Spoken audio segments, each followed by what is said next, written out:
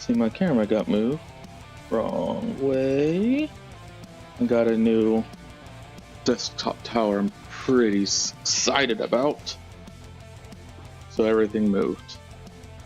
But I should be good now. Looking at it, and I'm adding Spotify to the stream because it really helps me think whenever I am just kind of coding.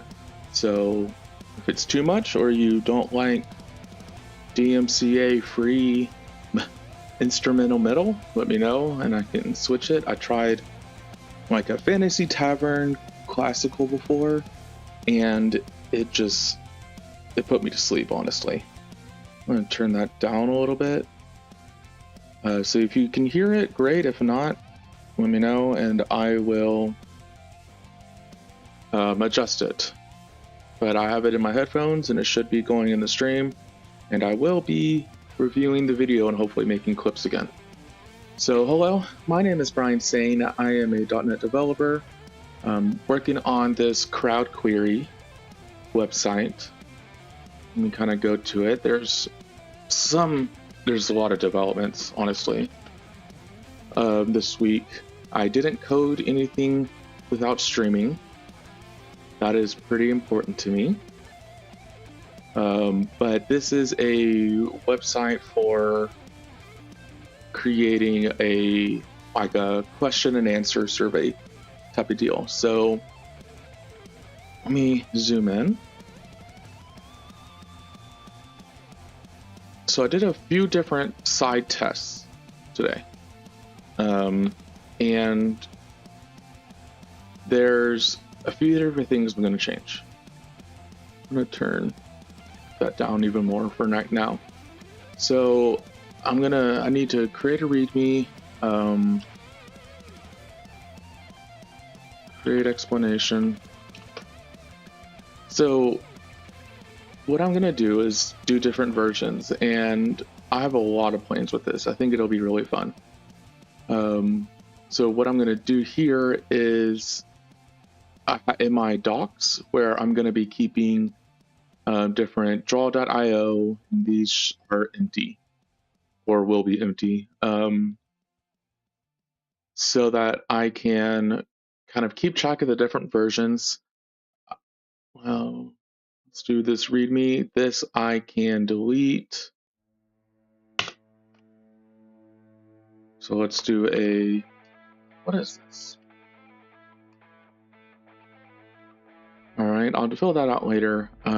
But right now, the goals for this first version, 0.1.0. 0.1.0. There's a few things I want to do. I want to create a basic Hello World API or UI. I'm not going to worry about authentication right now. That is a different version. I want to display basic questions and not even worry about voting.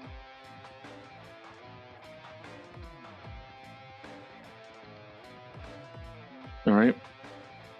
So that's for the web changes, and I'll kind of get into that here in a second. Oh, no, I need to remap. Control-Shift-S. For domain changes, we're going to do a few different things. The domain is going to be in Akka.net and maybe with architecture. So that is a maybe because of how I'm going to design it, and we're going to kind of talk through it and work through it together. But what I did this week, and if you have not, I very, very much suggest you do. Hi, fish. What's up? I looked up .NET Blazor. Nope, not Fireship. Not that. Not that. Ah, this one. So let me mute it. Alright, so this is a YouTube video I watched, and it's built by Petabridge, and it is fantastic. I really encourage you to go look at that and watch it. I'm going to be dissecting it a little bit, so we'll get into it, but I really suggest you look at this. It's building real-time web apps with Blazor. So yeah, so here's kind of my plan. Based on, I'm going to use that project that they went in the YouTube video. It is a draw together app, and I'll show it later, but that is going to be kind of the bones of what I want to work with for creating a UI, for creating the domain, creating it all kind of together. Now, the goal of this overall project is to create a website and host it so people can log in, do query, answer surveys, create surveys, share it with others, whatever. Maybe a progressive web app if it gets popular, probably not. I probably not get popular, but I'm leaving that option open because I'm a dreamer. But I really want this to be a stepping stone for the next project that I'm going to do, which I don't want to share just yet. So I'm going to leave everyone in anticipate. So yeah, so this is, we're going to kind of go through the release 0.1.0, I don't know, version, release whatever version. And we're going to have to redo a lot of things because with how I had set it up before, I mean, I am going to reuse things, but how I did it before was, and let me see if I can open it. Open recent from my device. Right, so what I did before was created two separate actors, one for question and one for answers. Great. Done. Cool. The issue is I will probably need a projection system to save this state. And I really want to try to minimize this and make it as small and simple as possible. So for some reason, I did not want answers a part of a question in the votes, but that it needs to be. It makes zero sense why it should not. Answers are so small. If I was going to do like a subscribing thing and or projections, that kind of makes sense, but not for this. So we're going to just scrap this, and instead of kind of figuring out on the fly, we are going to redesign it. So it probably closed on me. So let's just do this overall actor, okay? So we have a actor, let's call this question actor. We have not an actor. Let's see if we can do swim lanes, not entities, UML, swim lanes. Nope, not helpful. We'll search. Do I want it vertical? Horizontal. Let's do vertical. That sounds good. So TheCrowdQuery is the overall app. So we're going to have a few different, not like lane services, whatever it's called when you partition everything separately. So we'll have the UI component. Right? We will have the API. No, we'll do, I don't know, server side, Blazor server. Yeah, we're making this in Blazor. Never done it before, excited about it. And Akka.net, we'll do that. Let's see, so this actor lives in here. So kind of the workflow that I want to do is a list of questions. Now before, with the UI, I would call the API and call it database of projection and get that. But what we're going to do is only use the database for the persistence layer, for Akka persistence. We're going to query the actors themselves for their state. And that is going to be pretty cool. I saw how they did it, and that's what they did in the demo in that web video. So we're going to do it here. And it's going to be great and wonderful and fantastic. So before I kind of create everything, I want to work on my kind of workflow of things. How is this all going to interact? Well, this is going to be a UI. I'm going to move him to the Blazor. Okay. The UI says, hey, we're going to get a list of questions. Well, it's all going to be server-side rendering. We might do progressive web apps. I don't know. I don't know what that'll look like with Akka.net. But let's do this one step at a time. We will refactor and do a progressive web app. But for now, we're going to do server-side Blazor. Stick with it. Stop talking about progressive web apps. It's annoying. So let's see. We'll have a view. Ready for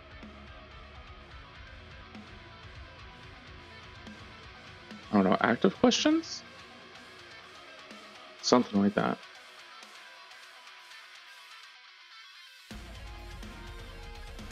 And then here,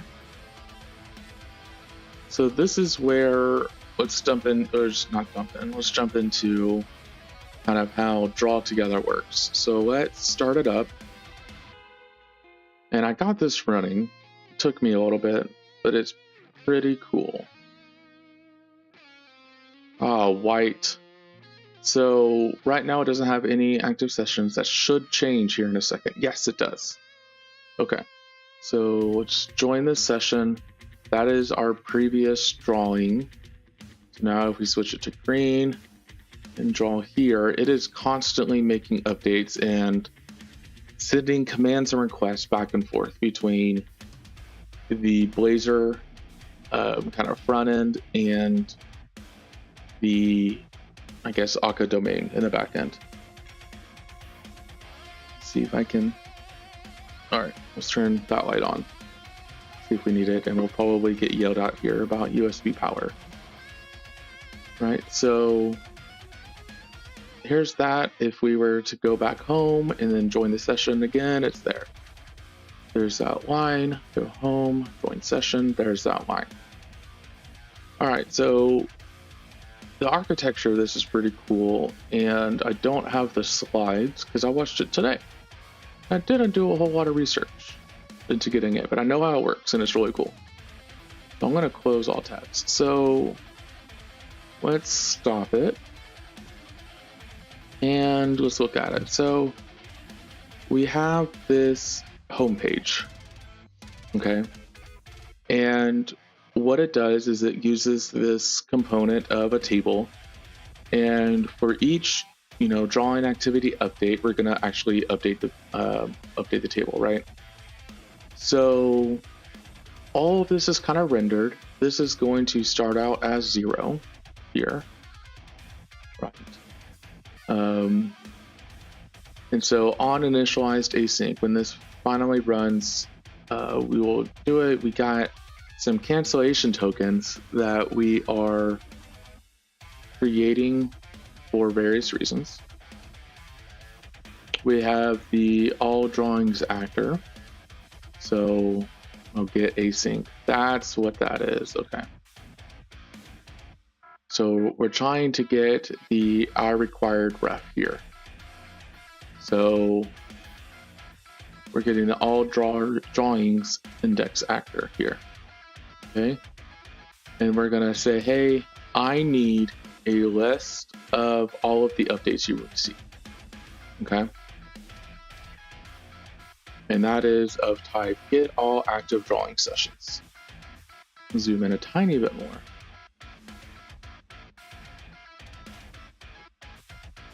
So this is something new that I had never known before. LWW dictionary, not Let's Waldo World or Let's Wayne's World or anything like that. That would be too silly, and we are programmers and serious. This is a type that means the last write wins. So it is like a stack-ish, but instead of stacking things on top and like removing them, it's whatever information we get the latest is what it is. So that's what that means. It took me a while to figure out what LWW means. Last write wins. So what this app is doing is it is using distributed data. Distributed data is a part of the Akka, what's it called? Ecosystem, family of things, stable of things.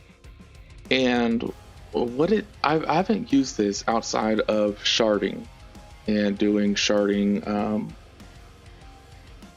cluster sharding, right? Let's turn up some music a little bit. So what it does is it is a in-memory key value store. And if you have multiple nodes, nope, that's not going to work. Where's that wheel? Okay. It is going to replicate this data all around and have it be available whenever. So it is essentially just a dictionary, and it synchronizes it across the cluster. That's what I'm looking for.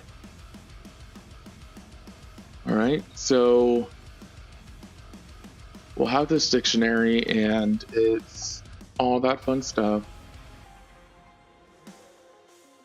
What it's doing is you get this replicator, and that kind of, I think, represents the actual actor that handles all of that fun stuff. Let me see if I can find it in the documentation. Right, so yeah, you're getting your replicator, and then you're asking it for a response, right? Okay.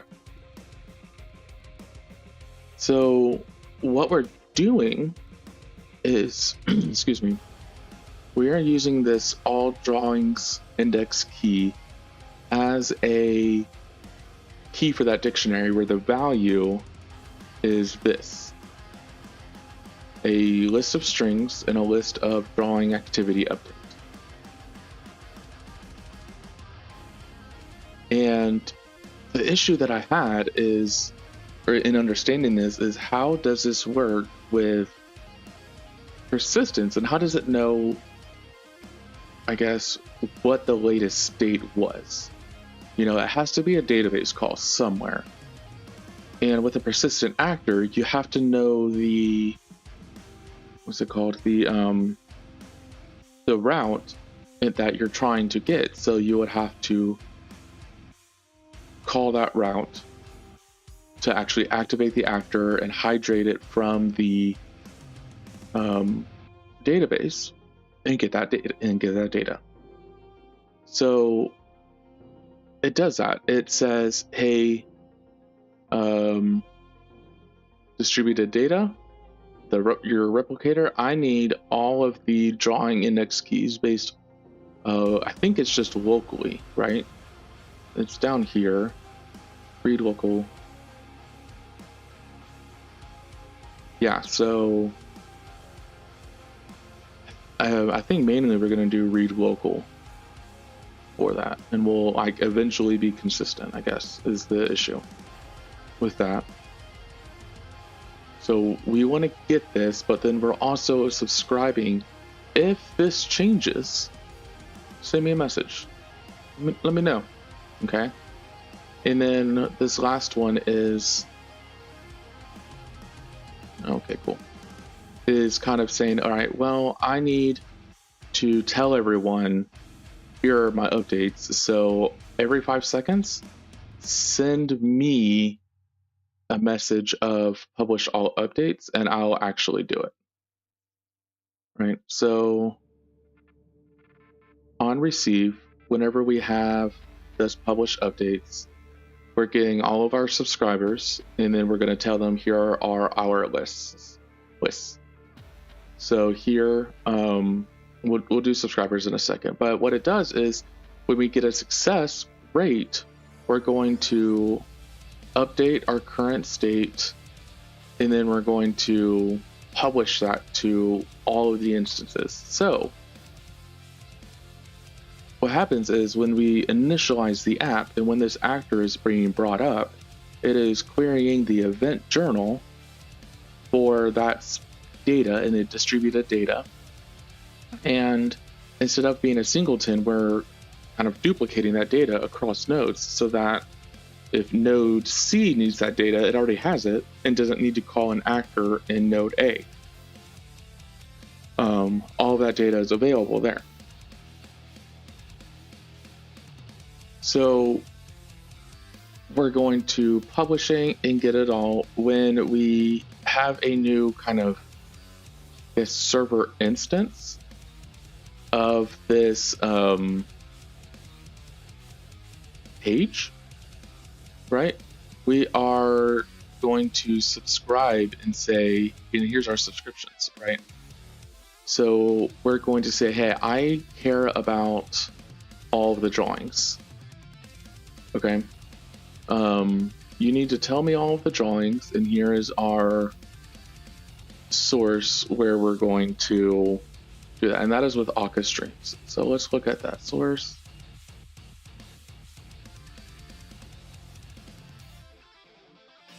I never understand. Materialize the source immediately. All right, so we're doing Akka streams, which is another thing in the Akka ecosystem, and we're going to say, hey, I need to subscribe to it. Subscribe to that. Deliver everything to this guy, this iActor ref, and that do creates a source that is materialized as an. Oh, that's cool.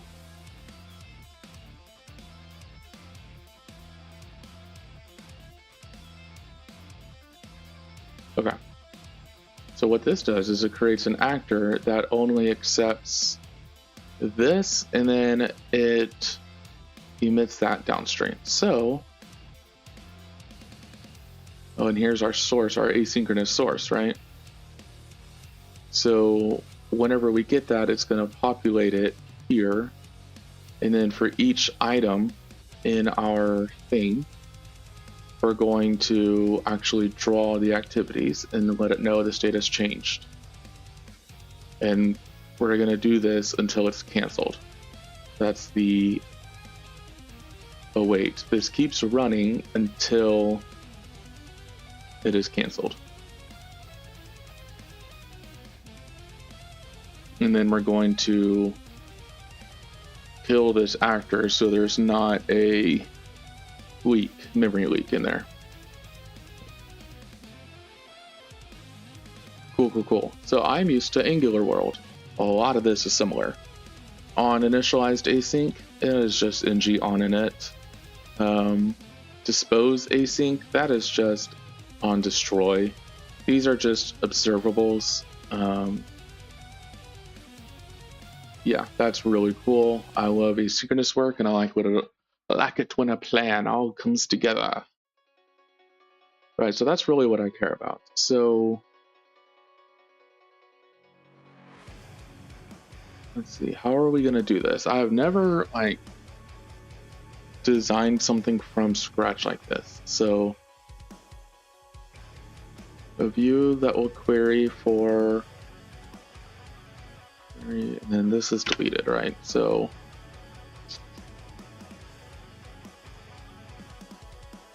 do we want to get a list of questions, or do we want to do like a create question?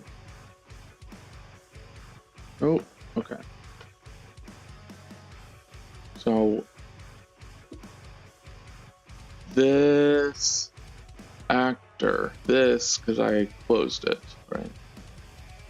All drawings index actor, this is a singleton, which means there is only one instance of it across the universe.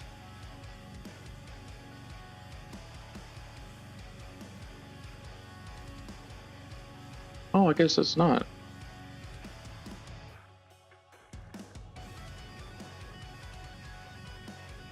Oh, okay. I thought it was. I thought it was a affinity or a singleton. There is a singleton somewhere. I remember him saying that in the video. So we need an actor here. This is going to be our, I don't know, cache actor.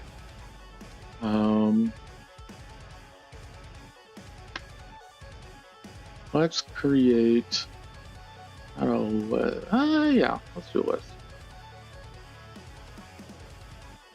Cache actor.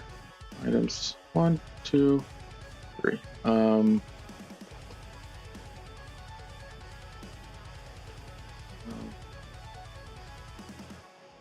Cache of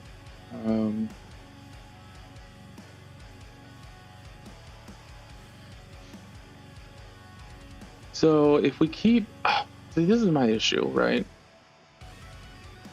If we have a,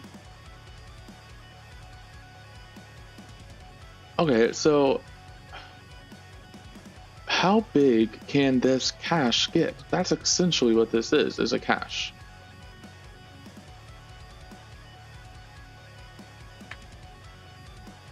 So this has a drawing session ID, active users last update.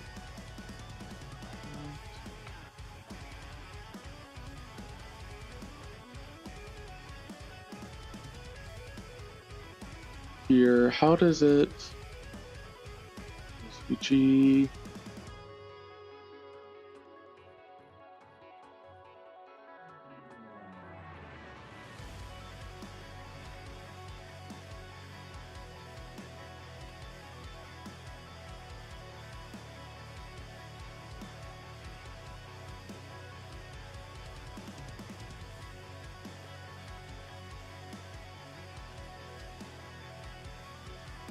this invoke state has changed. What is that? Oh, that's right.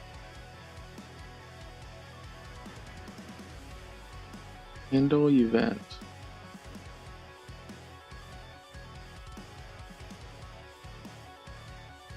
Okay, so here it does that. So I don't really understand drawing. I mean, I do, but how they do it. Okay, so they're subscribing to events, so that's fine. So this keeps a cache of basic question.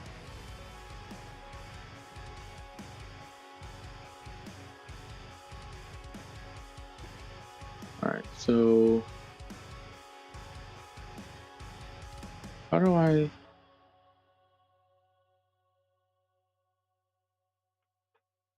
Oh, not that.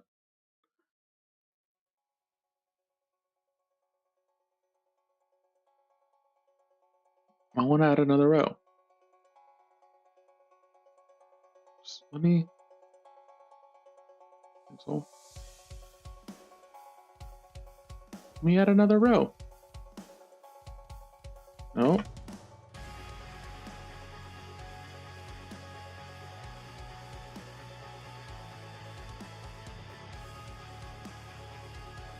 There has to be like,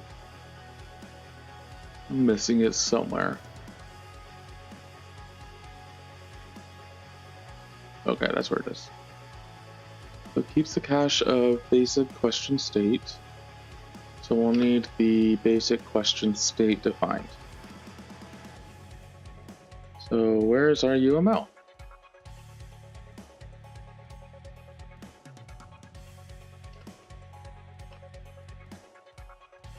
So this is a question ID. This has question total votes, I guess.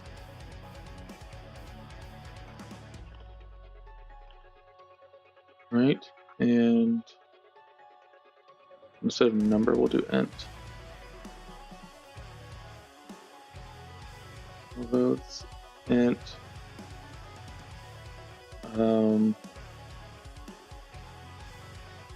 Available answers. And num of answers. That's pretty small, so that should be good.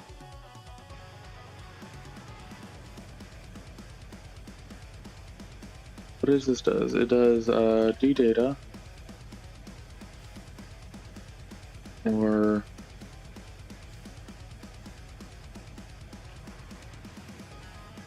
basic state cache. I know how to do this now. Huzzah.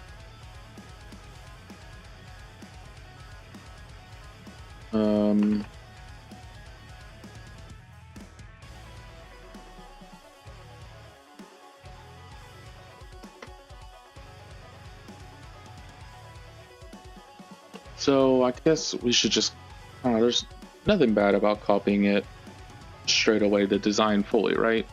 So my question here is, how are we providing this basic question state to everyone?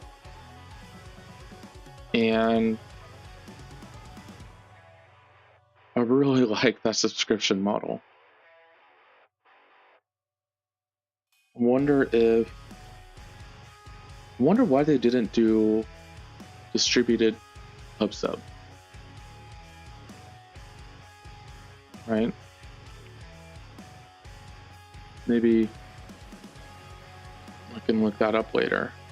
Just a note, like a fun little sticky note. Can I do a sticky note? Oh, okay, whatever.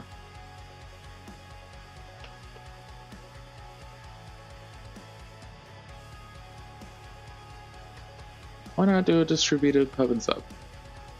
That seems like it's a lot easier, but I know they have a reason for it.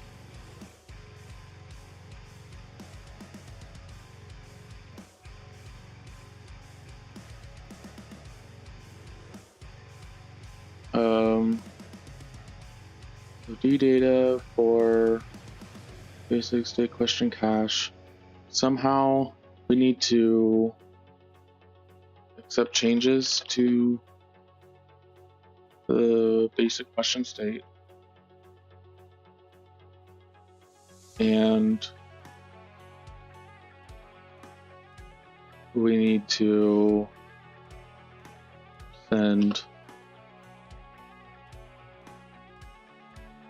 send updates for that basic question state. So that's essentially what the cache actor is doing. Its job is to keep that state with distributed data, accept changes, and send updates.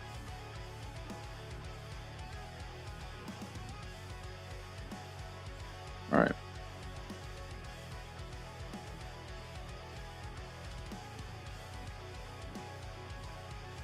We're going to use some sort of subscription model so that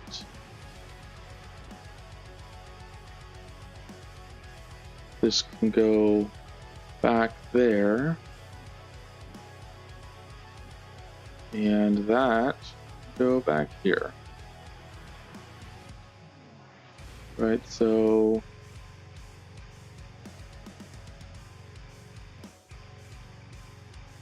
I guess that's an API request, right?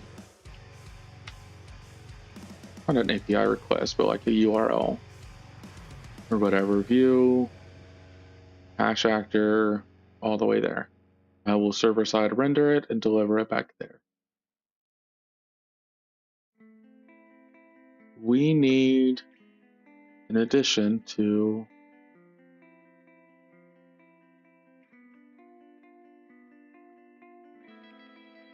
I like how I did that. So let's do it again for the question actor. What is its purpose? Create and maintain question state. Keep tally of overall votes.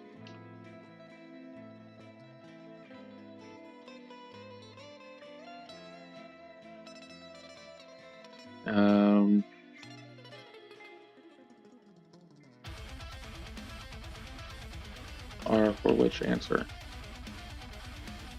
That is its job.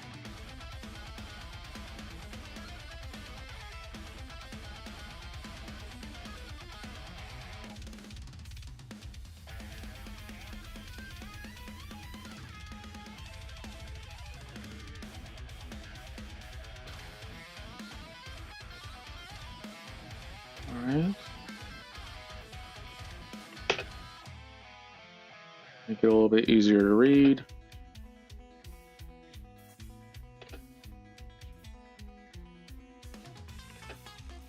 Okay. Question actor.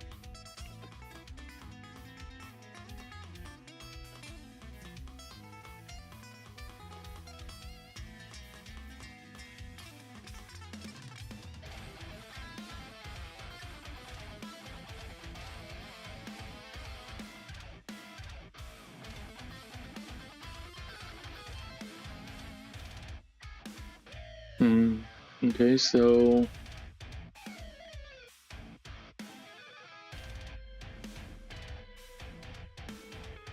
how are we going to,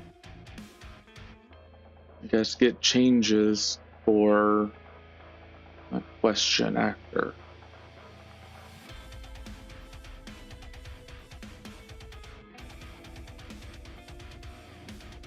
So here's what I'm thinking. In architecture, there is a saga concept where it listens for domain events and does stuff to them.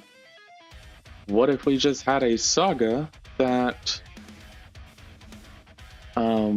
listens for those change events and does stuff with them?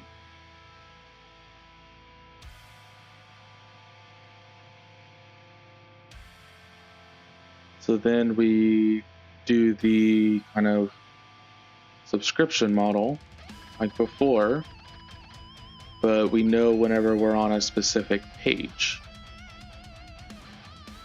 Like when a person is on a specific page. And then we can get updates from that. Kind of use that as a projection. So what would that look like? And then why is that a bad idea?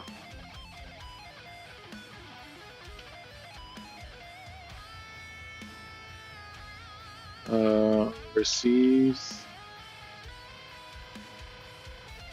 requests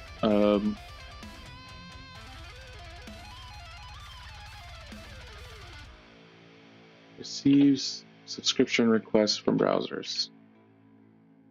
All right. Question updates to the browsers.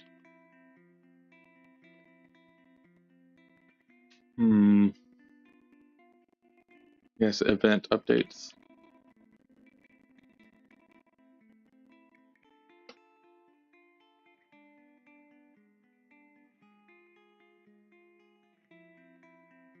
So what would that look like in a cluster?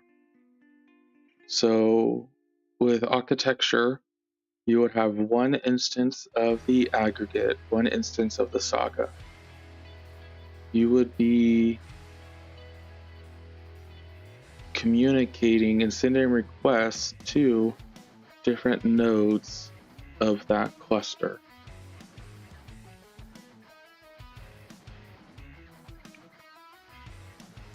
The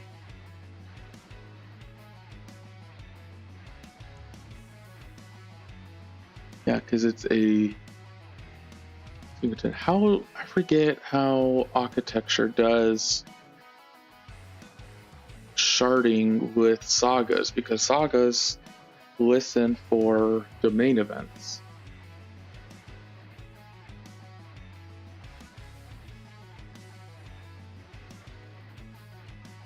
Some of this, honestly, I'm not too happy with. This as in how architecture does clustering, but that's okay. Cluster parent proxy.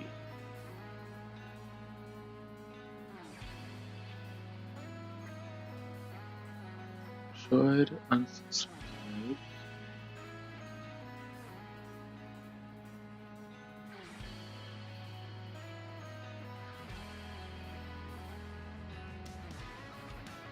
Right. We are creating a new instance of that requested aggregate. I want sagas. That's what I want.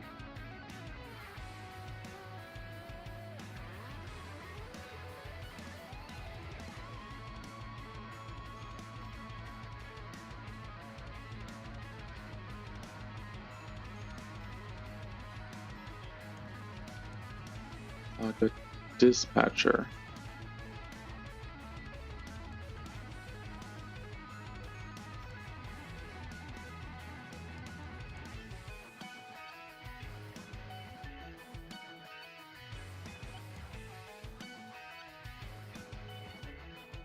That's right. So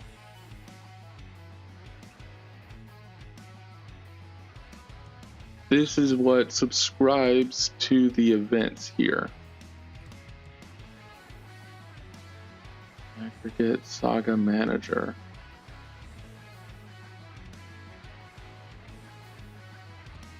So that's a shard rep of the actual okay, that, and then this is what handles subscriptions. So each of these runs whenever this event happens within this system.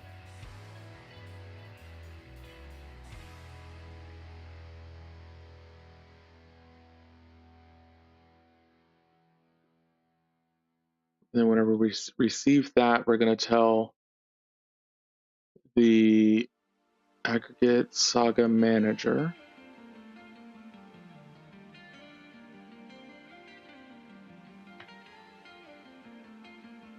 oh, that's right, it gets a proxy just to send messages.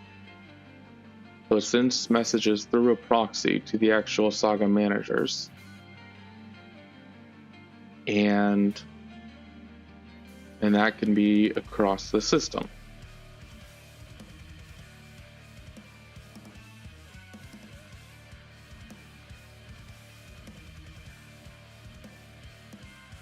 What if each node had its own subscription saga? That would be too much for... Yeah, that would be way too much. Because if I have 1,000 questions, I don't want 2,000 sagas if I have 2 nodes running.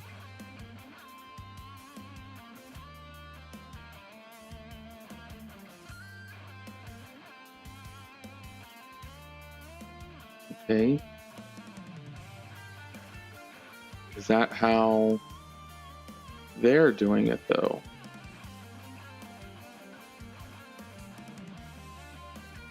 Right, so here's our home, here's our user stroke added, push it down, on next.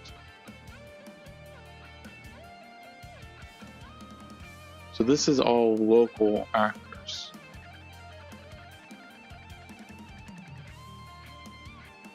Local drawing session actor.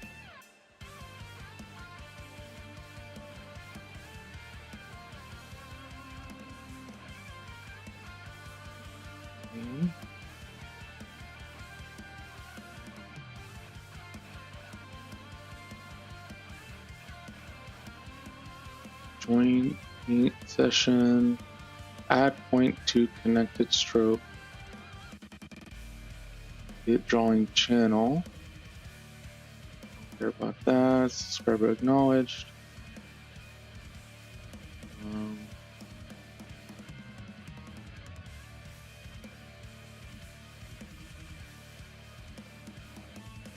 We are drawing session.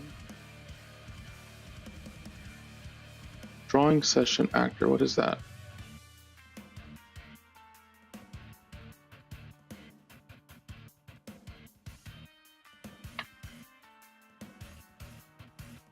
Untyped persistent actor. So this is what is actually doing stuff, right? So whenever we receive a command, we're going to handle it and publish it. And this is a persistent actor. So it owns the state and it's the source of truth. The local actor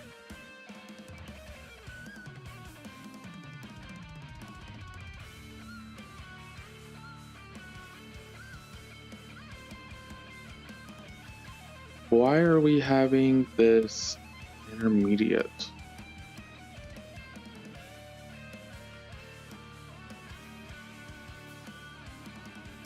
Drawing session event. What is publish event? Client.key.tell.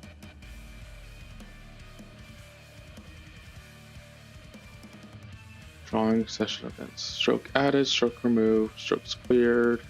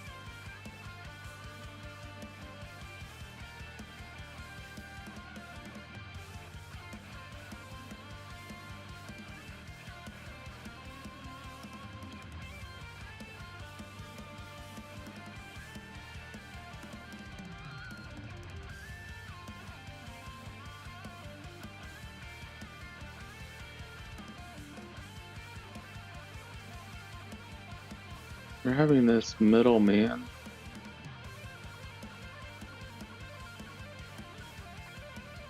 Select transmit actions.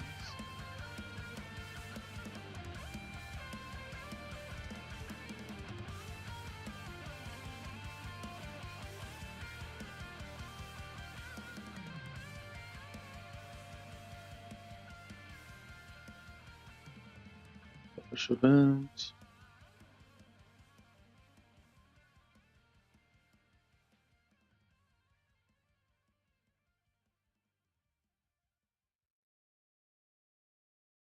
All right. I don't get all that. So let's just think about this again. So the saga would kind of be the middleman that I was talking about. Would it be better to have one per system or one per network? So I'm going to be hosting this, at least try to, on a Raspberry Pi. So I'm not going to have a whole lot of network. It's also the memory of the system too. Am I overthinking? I might be overthinking this.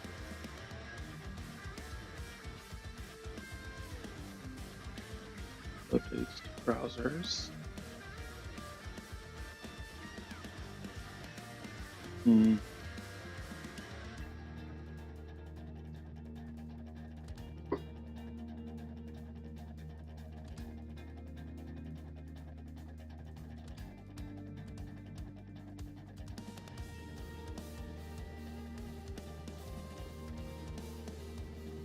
All right, we'll leave an open question here.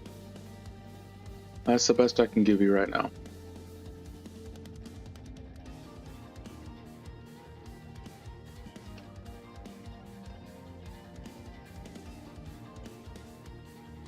Or clustered.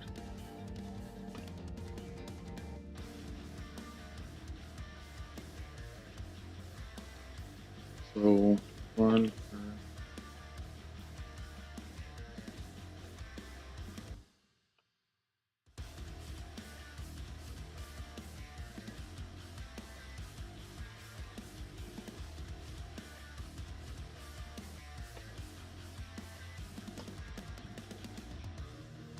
And that will be, yeah, that will be per question, right? So if we have 1,000,000 questions,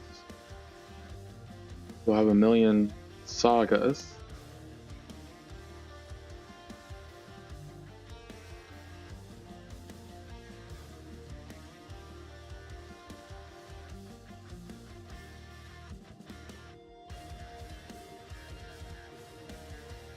I think I'm overthinking this. All right, move forward. So we have a cache actor. It's a singleton. No. One per node.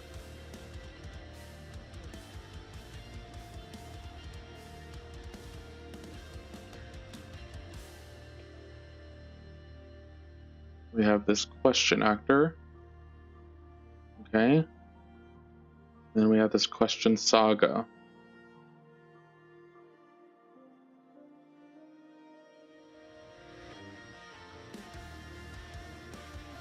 We are going to use Blazor front end with some reactive things and not use a projection database. All right.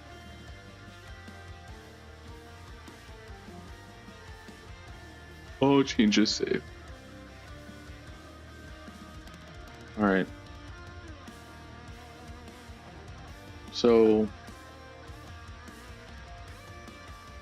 we have a live stream branch. We're going to gut this like Reno Day. So we're going to delete answer. We need to create new commands and new events. So we have this question actor. Execute question. And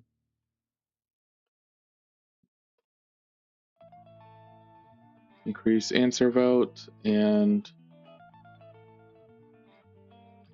decrease answer vote.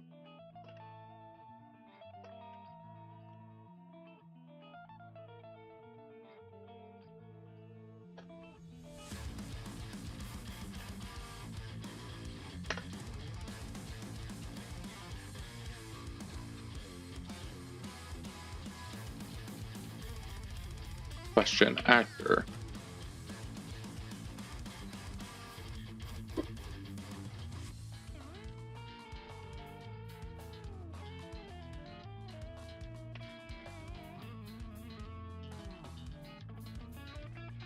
And then increase is similar.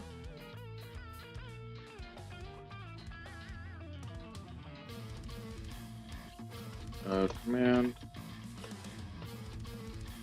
Question actor. Question ID.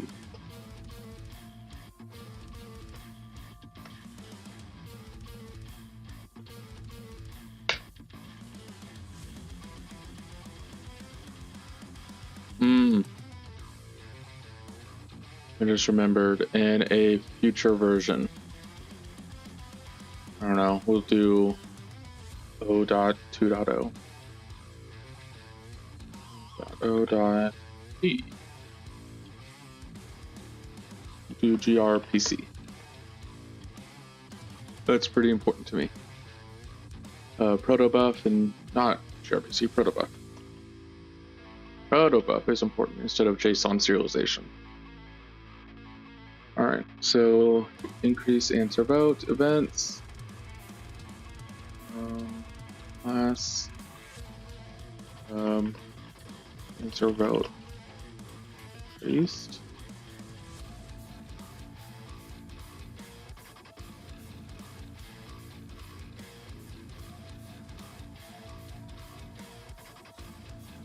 not .sc.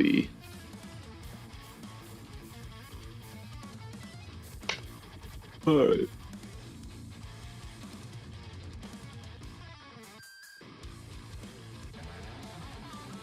Right, we have to have aggregate events.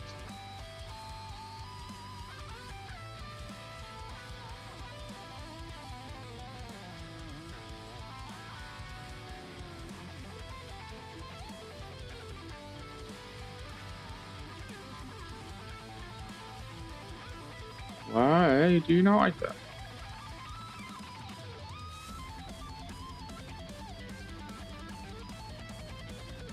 Oh, because it's a miscellaneous file. So then we will delete you and try again. I don't feel like messing with that right now.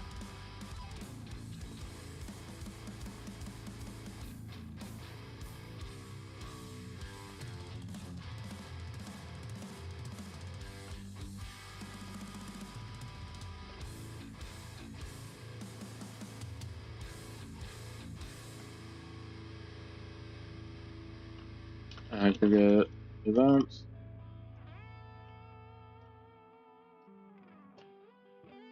All right. Now we need to actually handle these.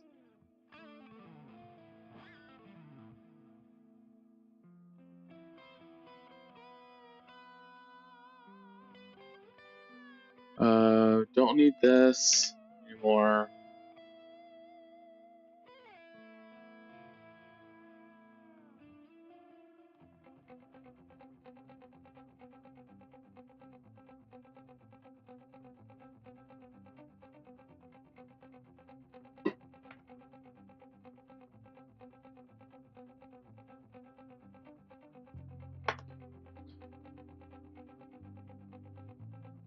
Not that. We need to rename this.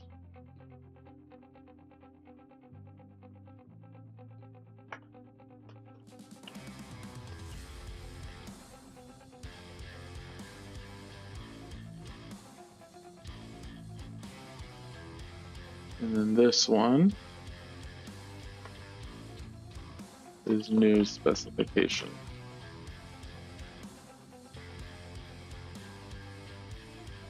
And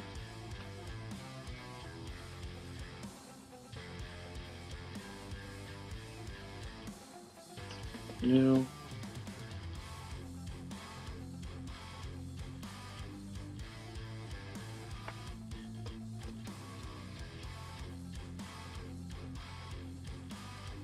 All right.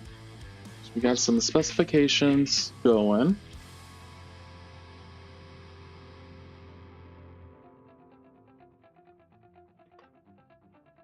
Want to make sure it's new.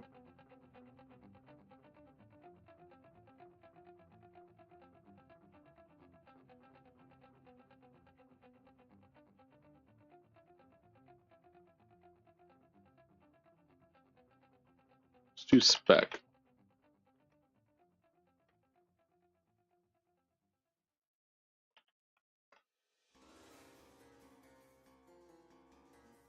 All right. Yeah, you can make that static. That's fine. I don't think there's any harm in it.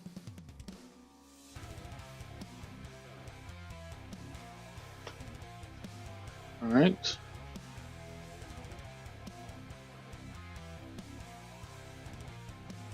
So I execute create question. I execute increase answer vote, decrease answer vote.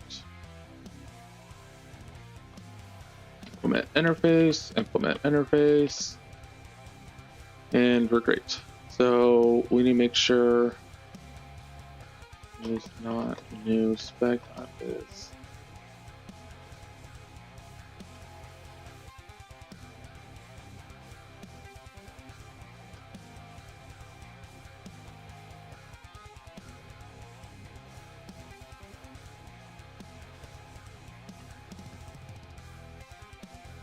Increasing.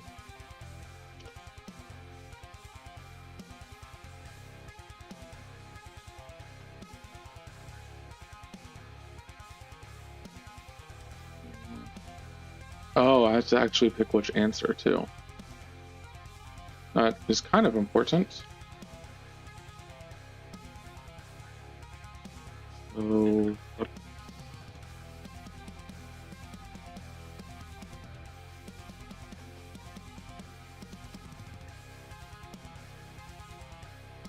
all right. Answer is equal to answer, and we're great.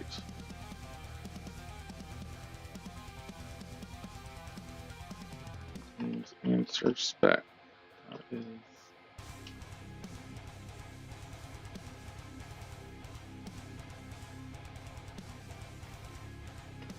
all right.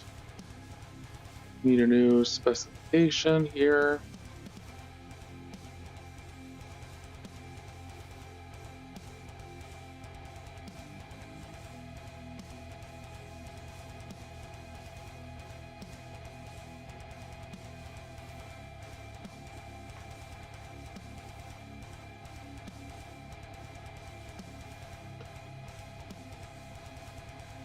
String.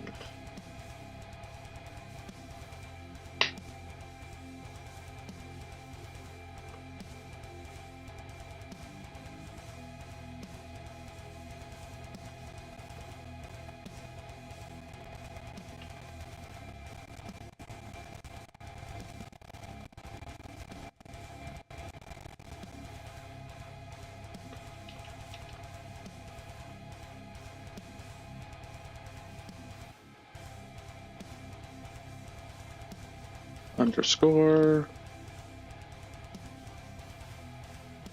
And then here's where we will actually set it. We want to make sure that this answer actually exists. If it doesn't, you would look pretty silly.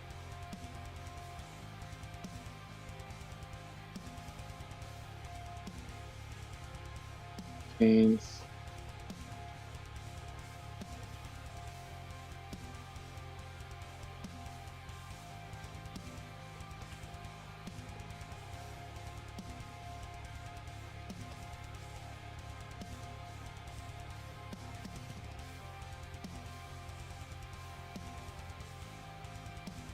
this new answer vote increased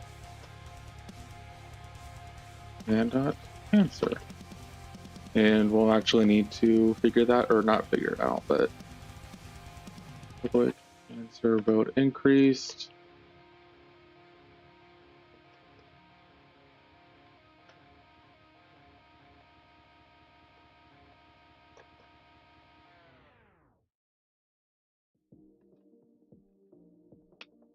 Answer is equal to answer. We'll just copy and paste that to decreased. Fix the constructor name.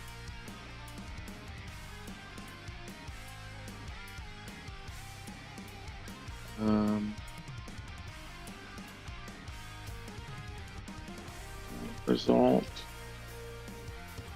Fail with. Is not new.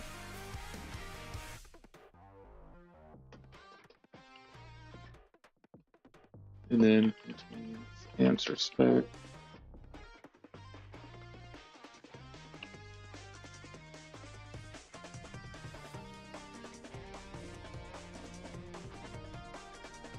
I'll just do this. Why not?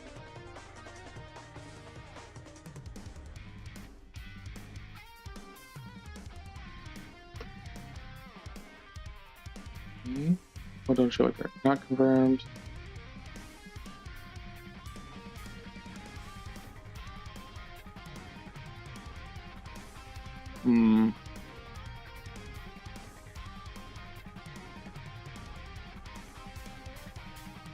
Got two array. Nope.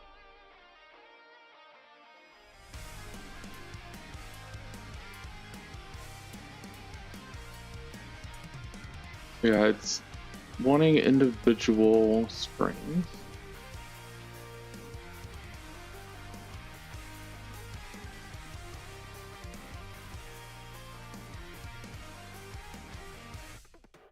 Let's do this.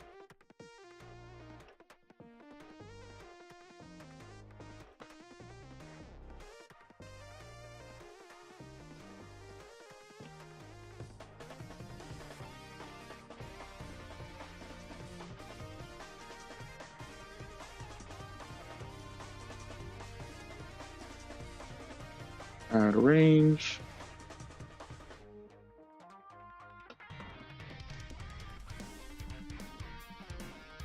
Can I do that? No.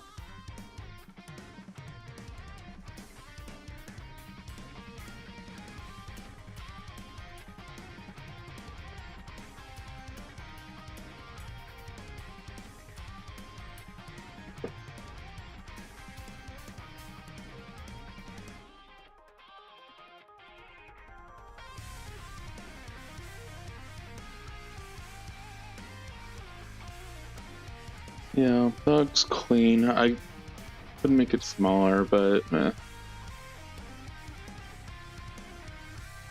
So let's go back to here. Nope. Yeah, that was right.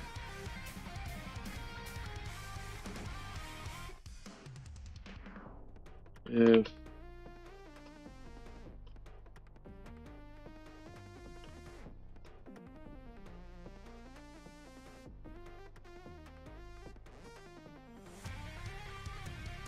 it doesn't contain that answer, then field return.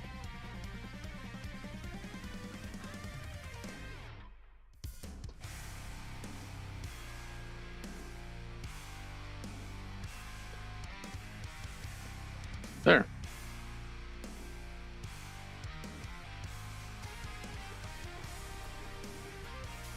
Pretty much copy and paste, and then we'll change answer vote decreased.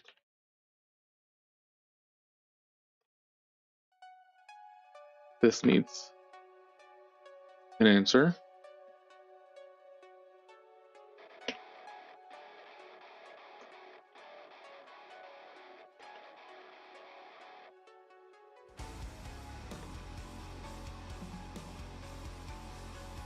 All right.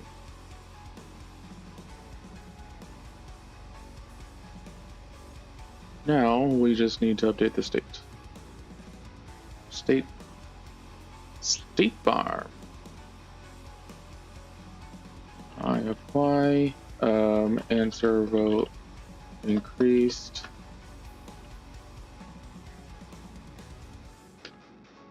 Answer vote decreased. So let's implement these.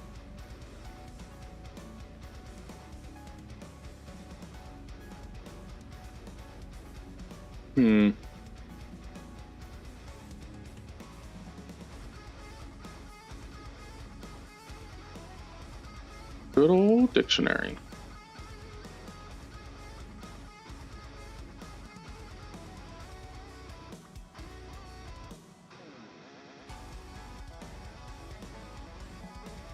Why do I have both of those? I don't know.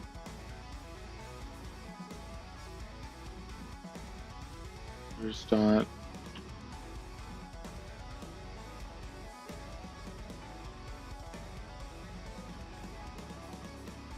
Not lazy. I'm not that lazy. So X. That should work.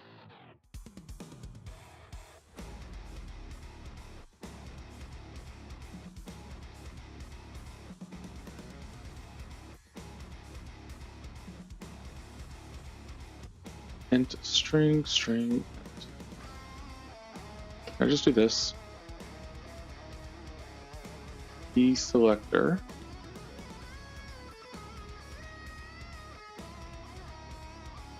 Takes in a string and outputs in it. I had trouble with this the other day too.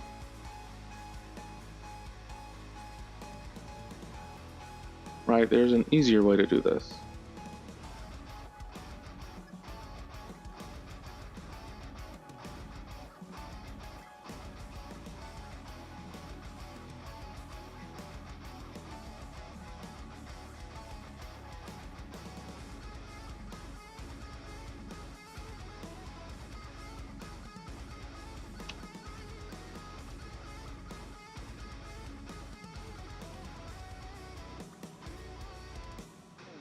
that puts an int string.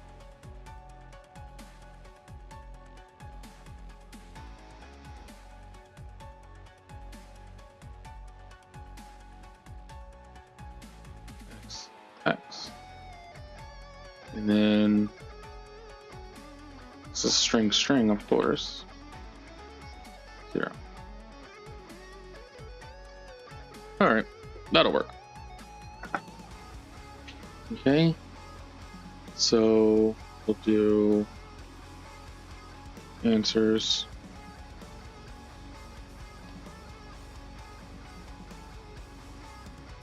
plus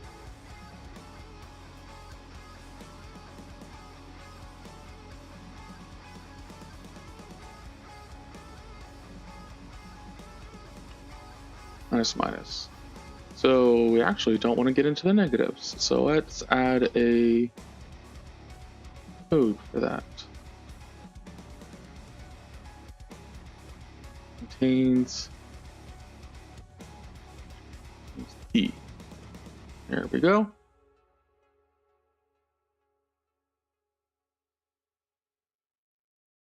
All right.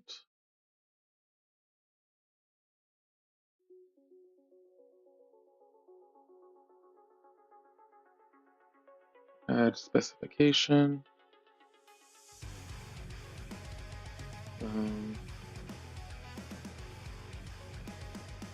Answer has votes.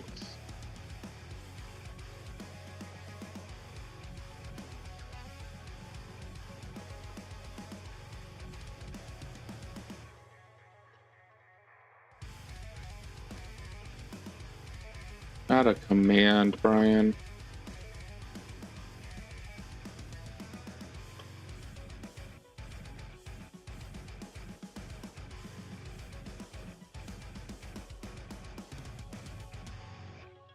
All right.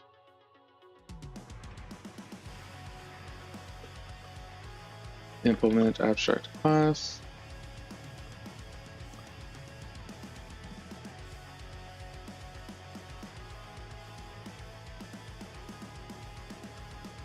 Oh, that's right. Specification of string. So we'll do the state here.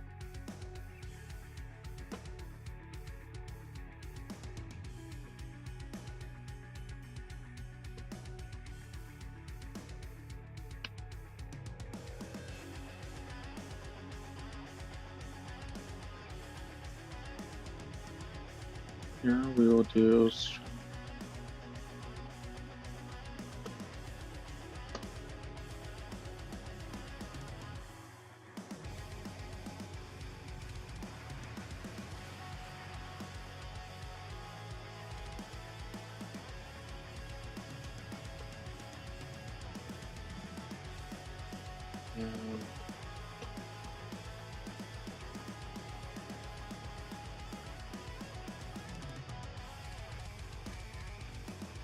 is greater than equal to 0, right?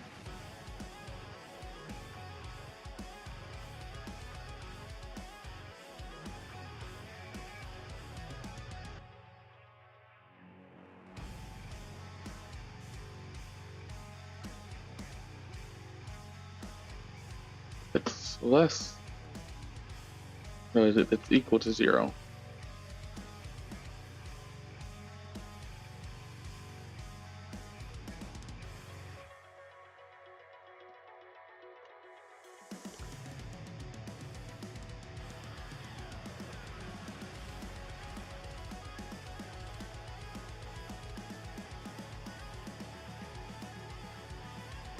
Right? This should never happen, but in case it does.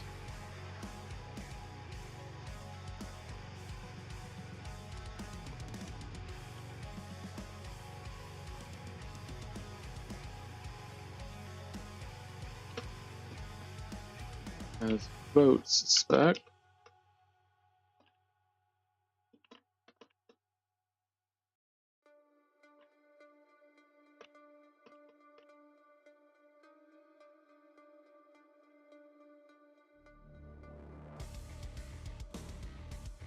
has votes.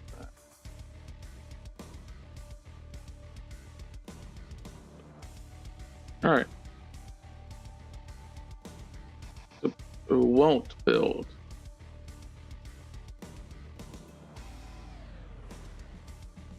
I am going to delete this saga because we're going to do it all different.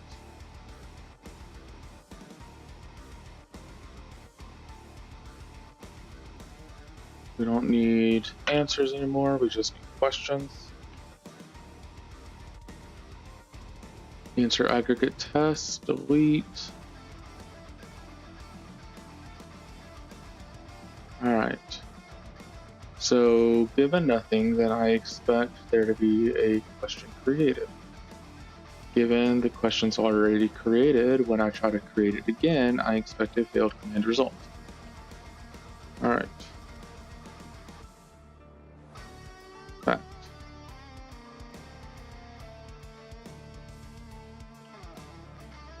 Increase votes.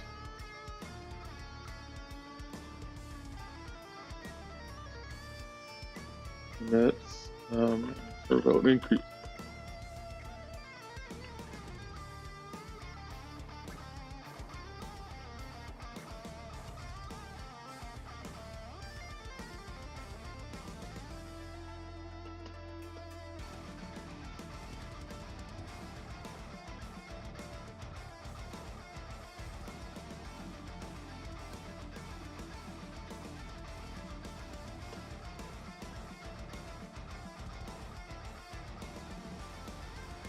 Let's do this.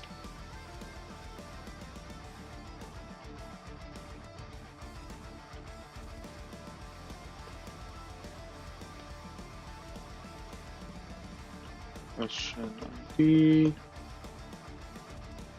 Yes. Then expect reply, or then expect event.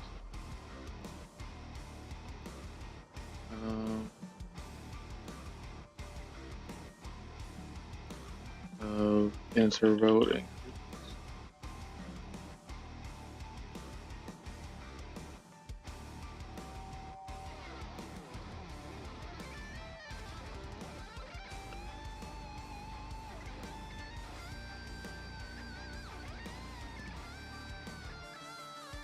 Aggregate event. Answer equals yes. Right, so control R and T. Let's see what it'll be. Build errors. That's what it'll be. Docker. Right there.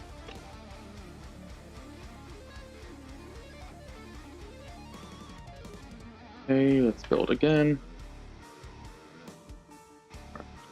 Control RT. Should be a green thing. Nope. Alright, so why?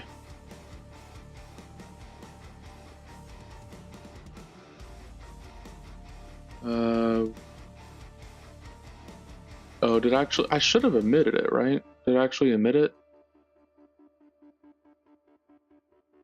No, I didn't. That's why.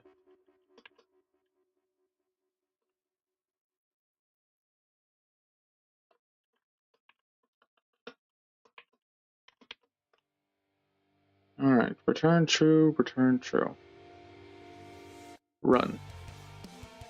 Run, Forrest, run!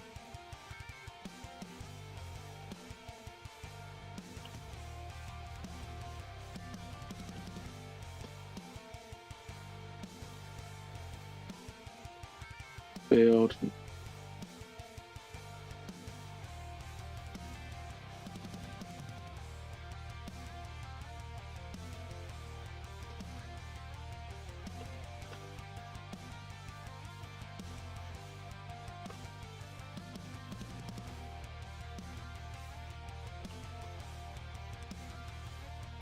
So let's copy and paste. Save us an hour. So given nothing, Then expect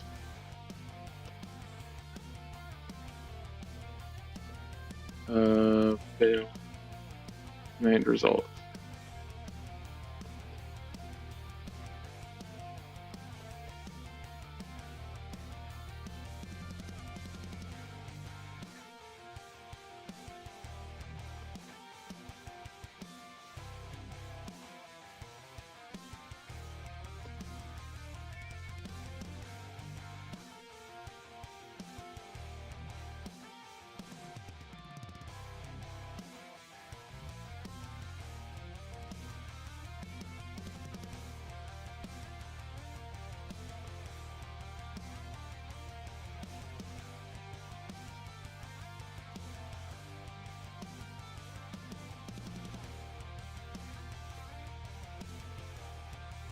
Why don't you like?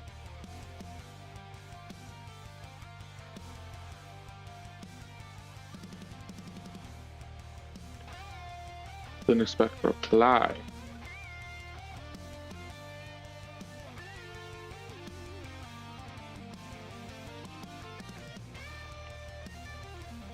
Alright, so that's 1. Specification tested. 2 is answer exists.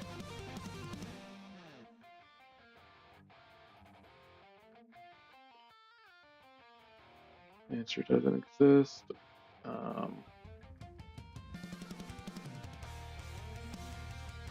Not. So we'll copy and paste this here.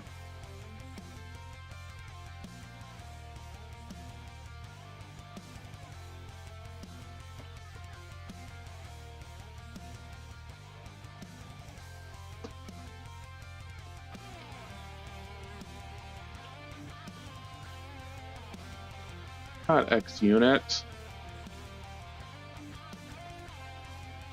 but a unit for ants.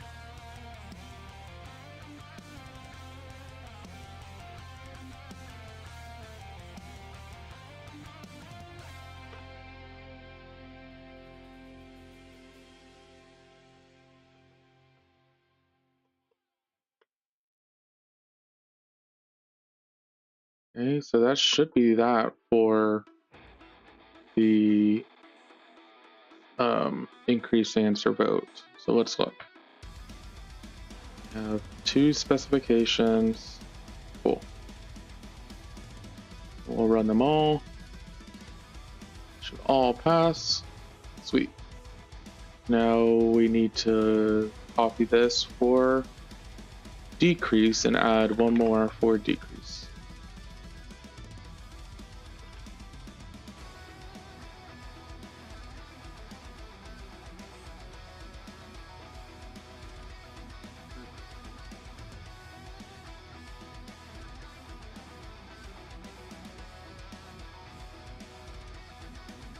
So given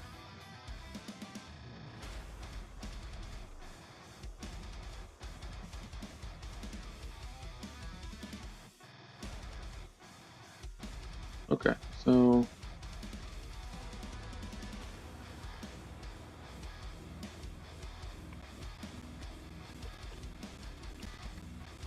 given that, and then we've already voted once, we want to decrease it.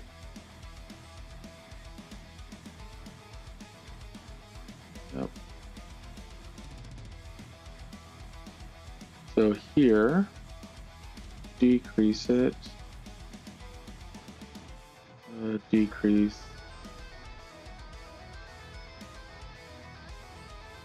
and decrease, not contains answer.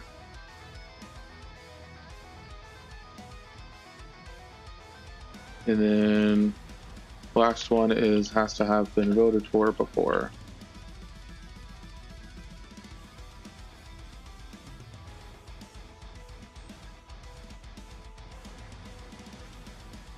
Not has votes, whatever.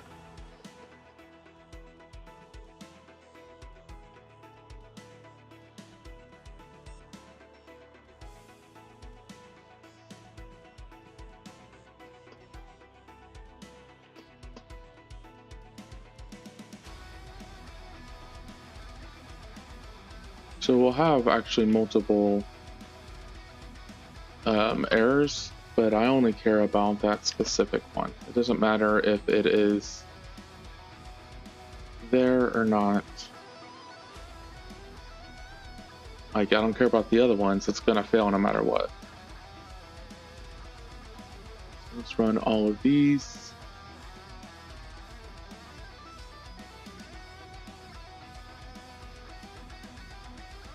So got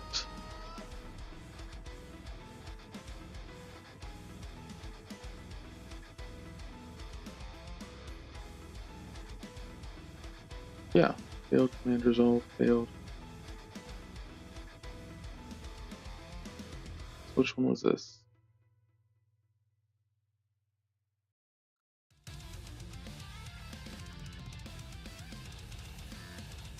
Let's look at question actor. Why is that not working? Enter vote decrease, and then I'm emitting the event. Oh, that's why.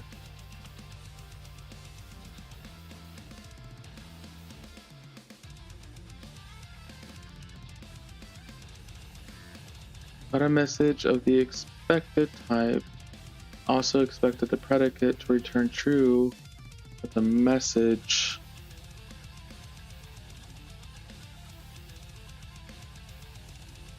oh, I gotta change that to something that's actually there.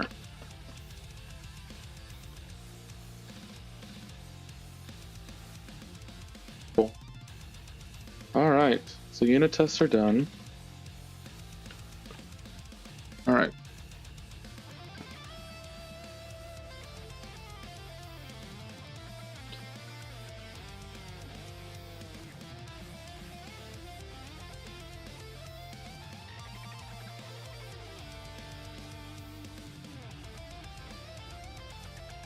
So let's look back at our program. We have this crowd query. We did a question actor. That's the easiest one. Done.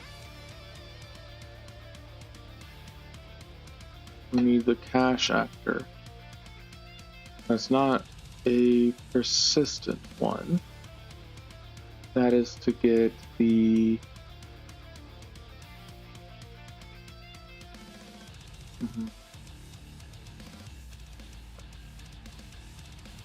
the cache basic question state. So let's try to figure this out. Not draw together. We're done with that for now. So let's refactor a little bit.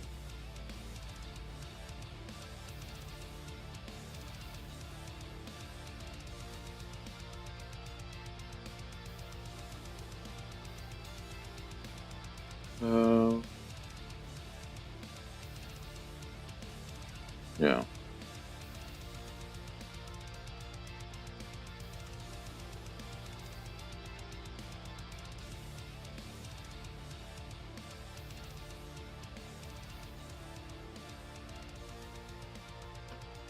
CD.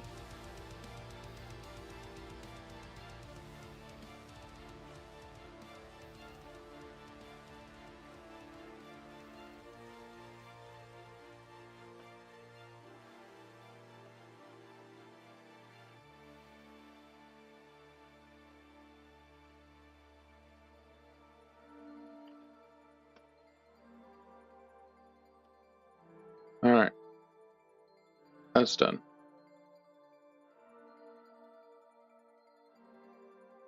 So now we need to learn UD data. I don't think I need that, but that's fine. So I'm going to move these specifications to that.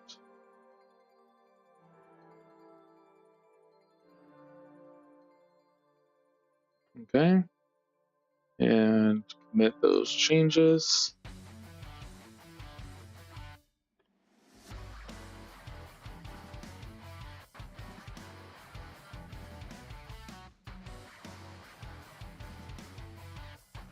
All right. Cool.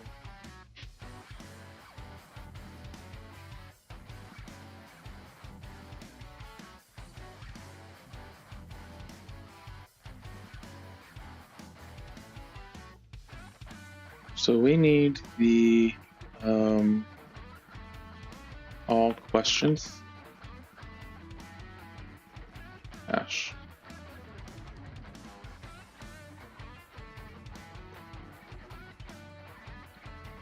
So this is going to be a C vector, not persistent. And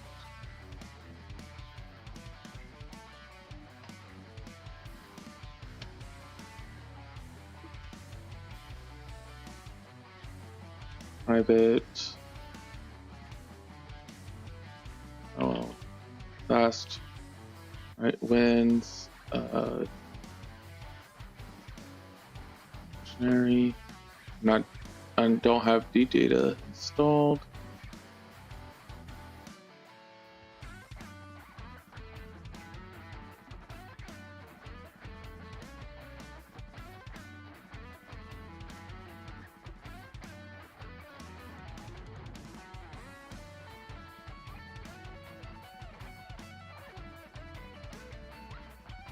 Right.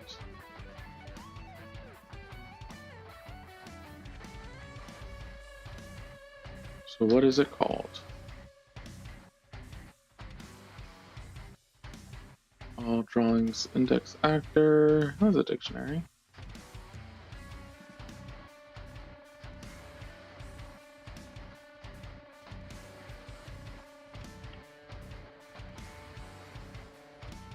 Oh. Did they push a new one? That's why it doesn't like it. Didn't actually install anything.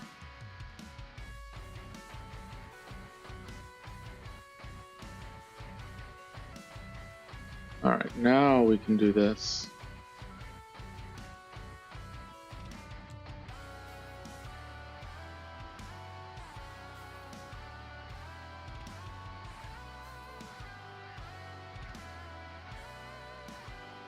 Now it should do it. So, what is our key? Question ID, I guess? And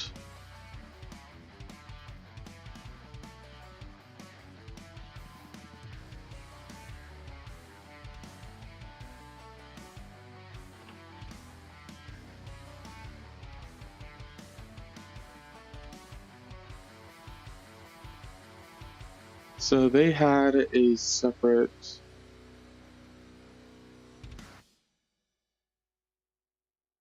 thing. I'm gonna have to create a separate library, technically.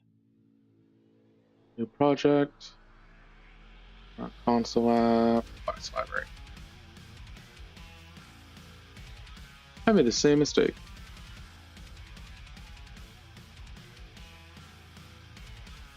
TheCrowdQuery dot. I'm just gonna copy them. Why not? So real quick, I feel like I know what the answer is, and I know I should know what the answer is. What's the difference between a record and a class?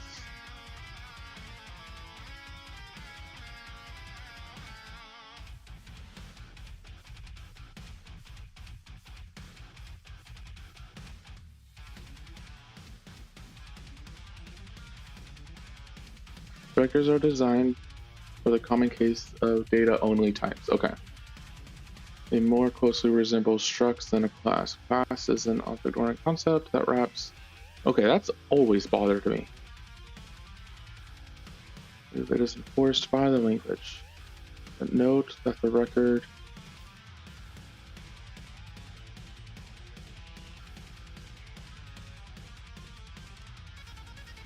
okay.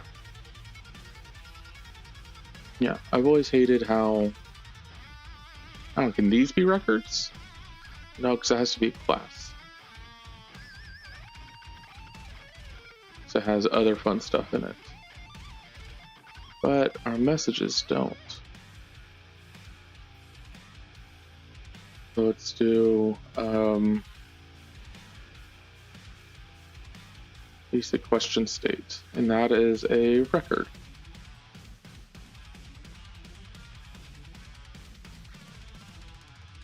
And you define that, right?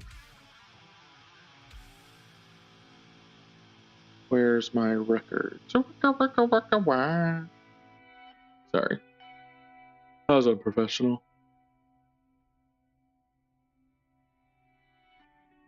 Read only struct. I don't care about you strutting around. Yeah, you define them like that. Okay. So let's see. I need the question ID.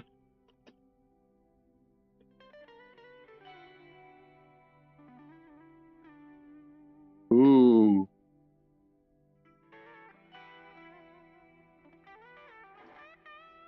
Nope, can't do that.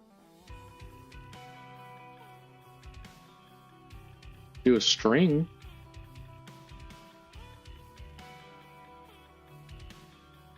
Don't do that. String question ID.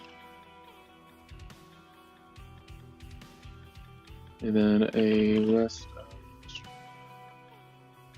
answers. Oh no, I did answer count. Int total votes.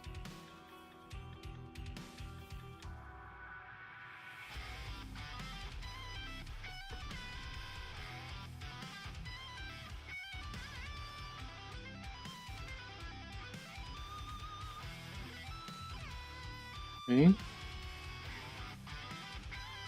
So there's that. I have all questions actors. That was stupid. Basic question state. What that was? Yeah, sweet.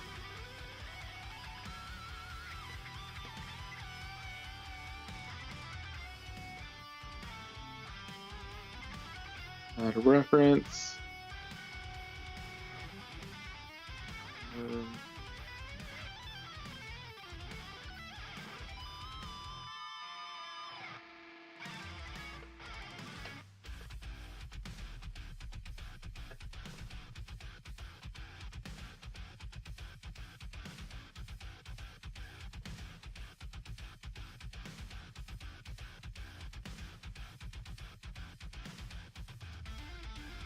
So we will not cheat, but leverage what they have done. All actors index actor.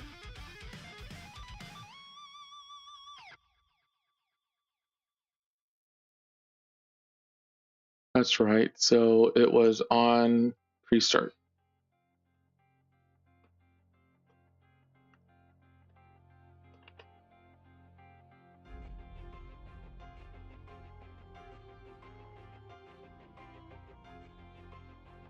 No.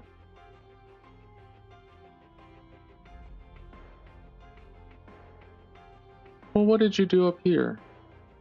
Oh, dot empty. Okay. Whatever.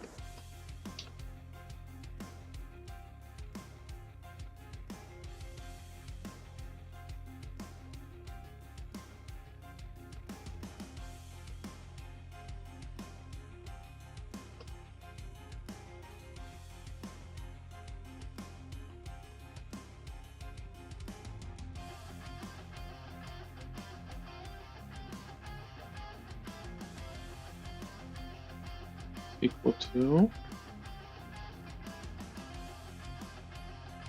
Cool. So override pre-start.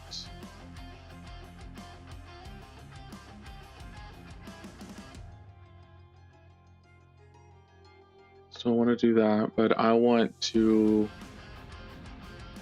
Do I just need the replicator for that first thing? And yeah, I don't see why I need to do it for everything.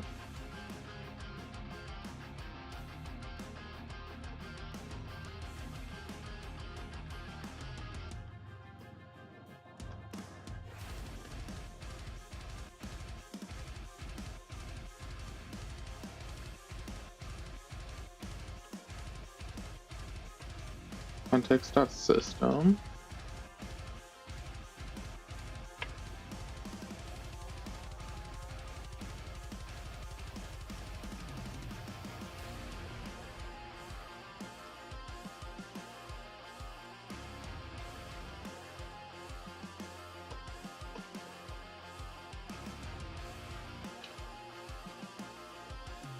So there's a key, and then a, what was it? Oh, read local.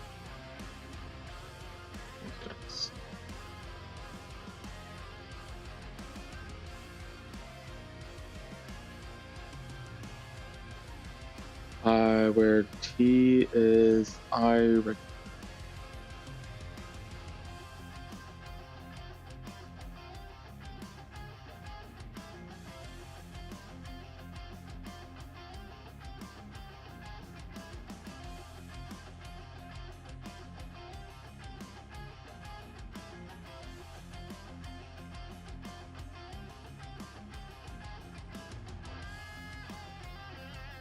What?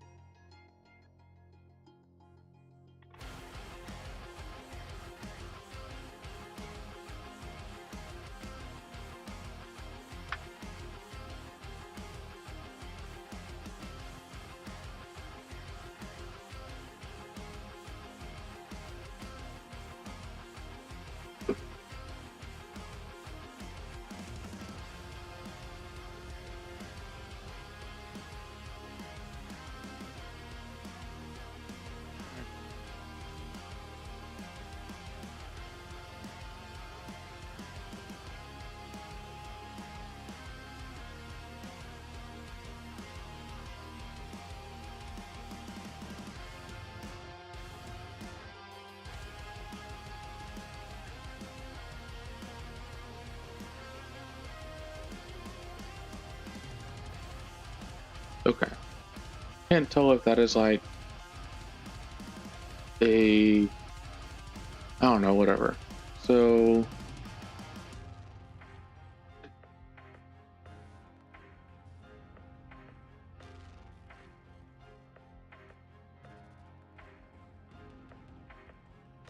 all questions basics.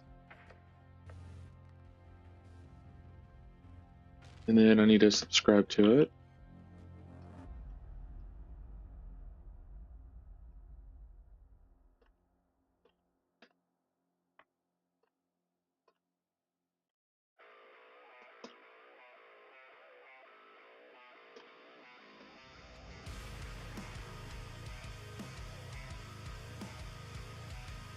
Alright, so let's go here and figure out, I could go to the code, but I don't want to. Not that, not that.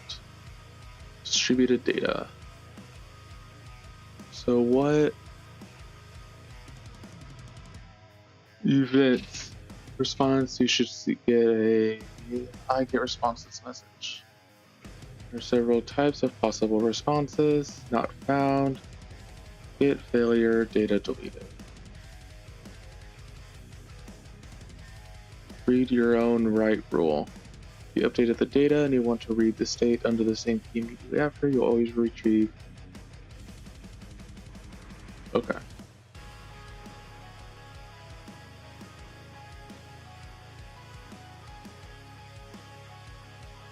So go to subscriptions.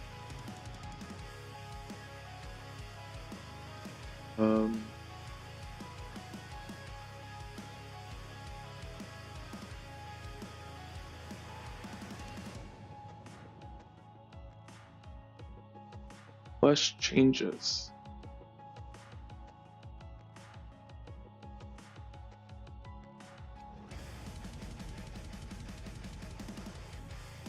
Data types, sharing the same replicated interface. All of them.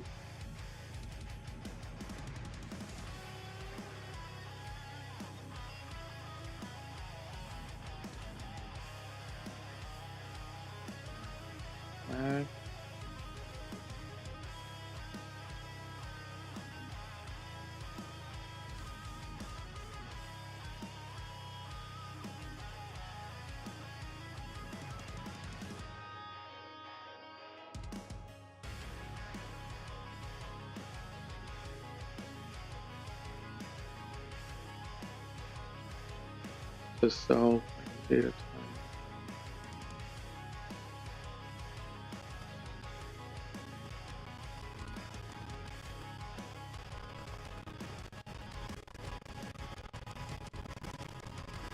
Last when right semantics.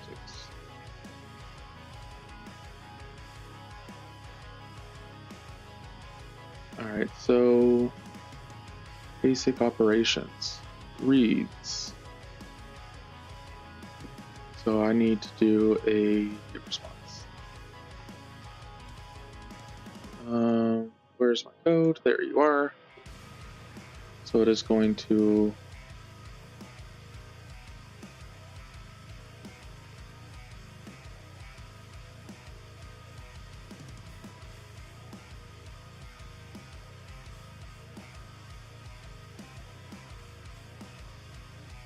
handle get response.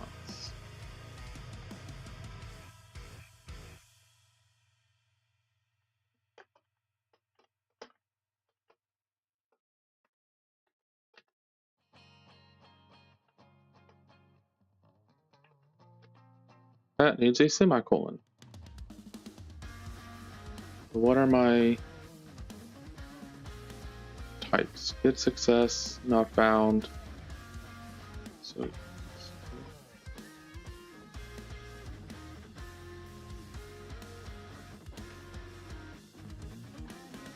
not found. Get failure.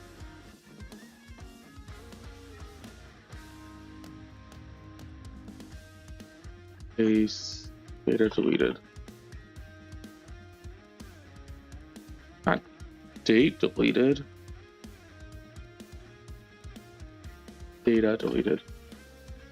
Alright, so when it's a success, I want to date.merge.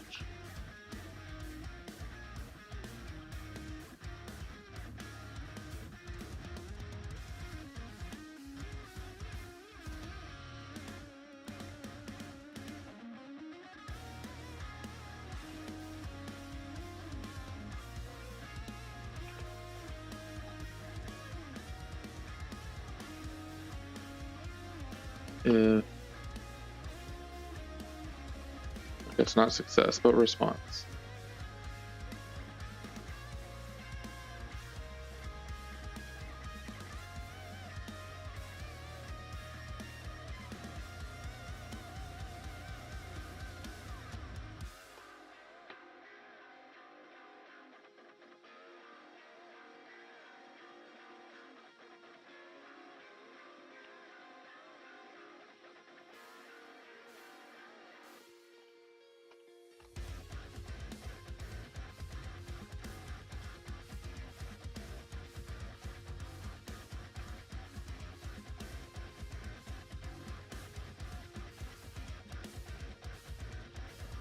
What did you do?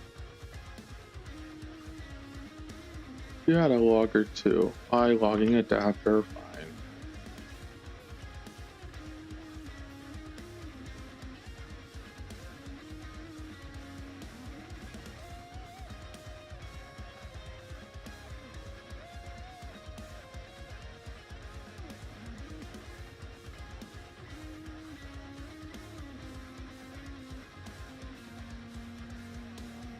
So let's debug.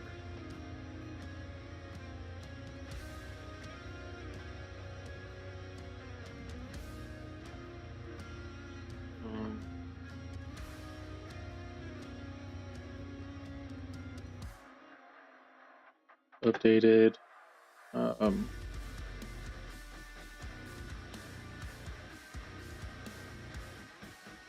basic question state.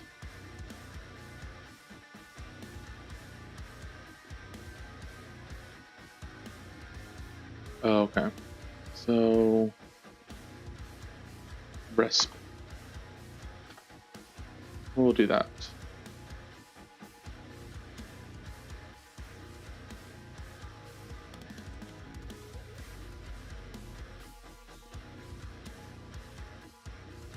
See here. All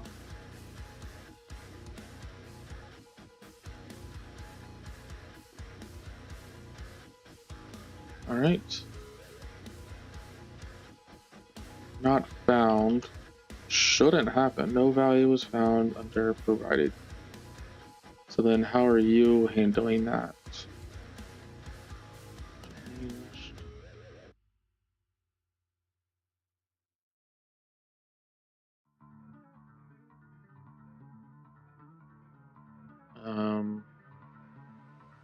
Now to retrieve values specified consistency and timeout constraints. Data deleted. All right. So I don't think we need to really do anything.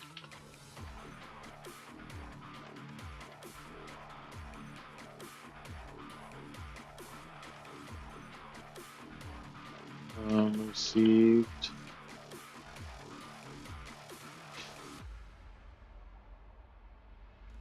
Get failure. What is that?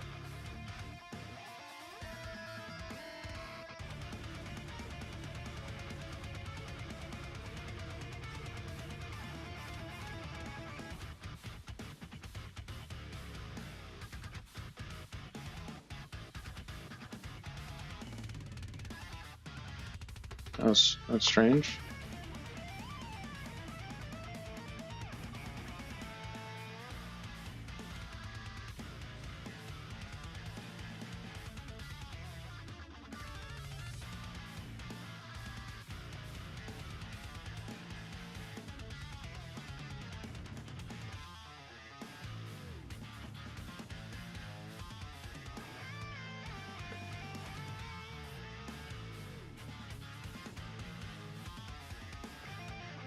Hey.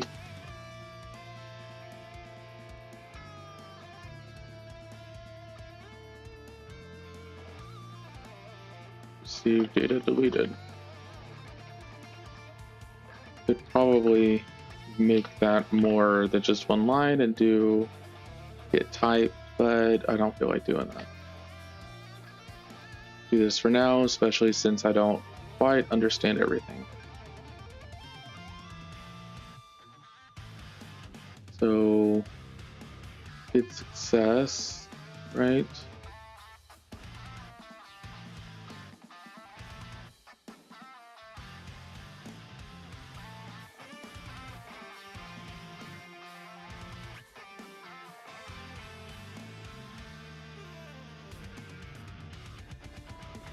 So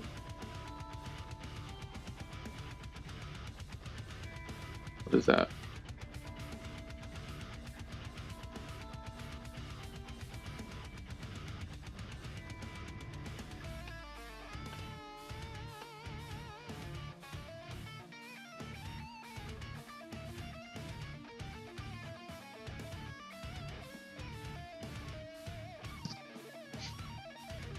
All right.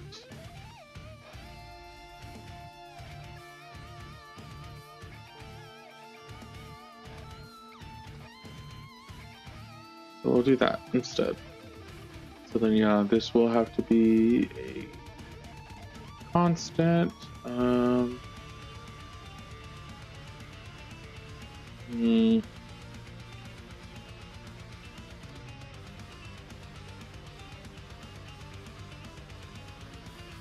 Not question actor, all questions actor. I'll just stick this up here for now.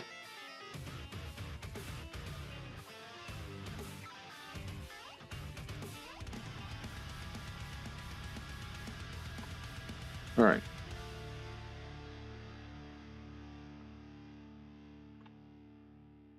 Cool. So that will get it. What are we going to do with it?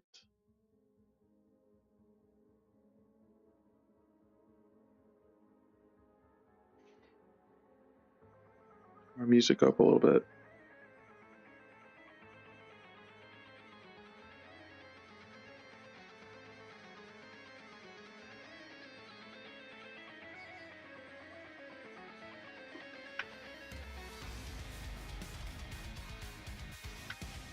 All right.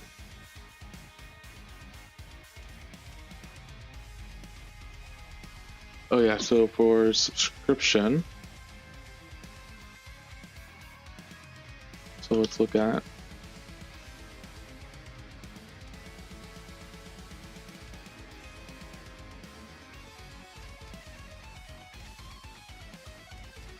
perform will eventually converge.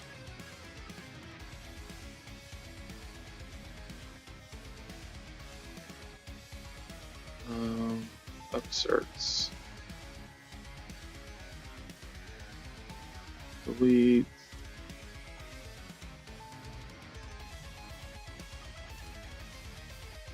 You may decide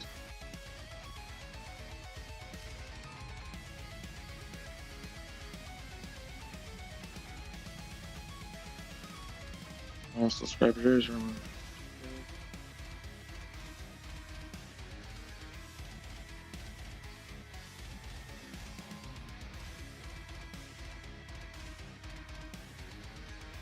I guess it's just changed.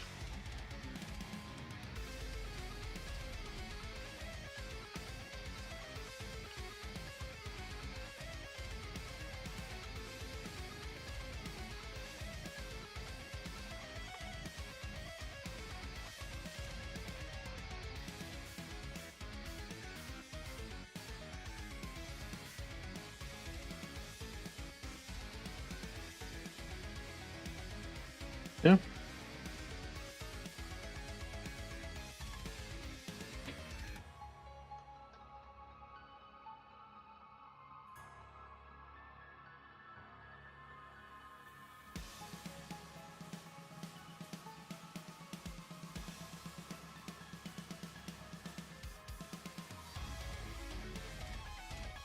See, changed.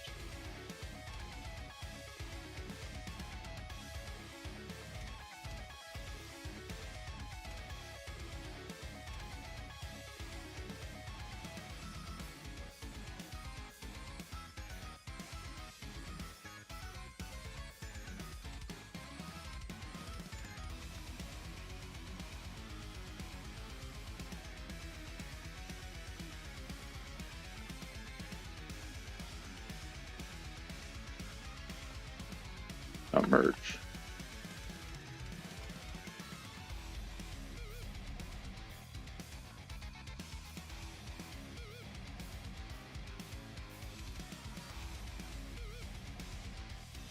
Right, I think that's it.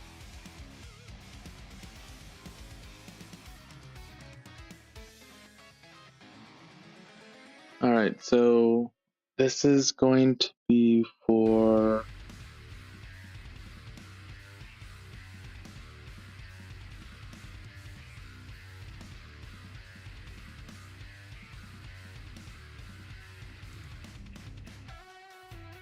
this is for just to get the basic question state.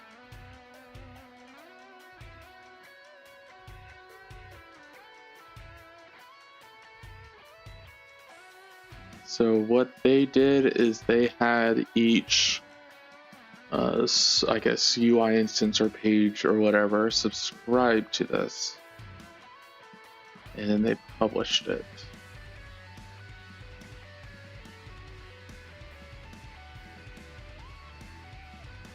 So we'll need some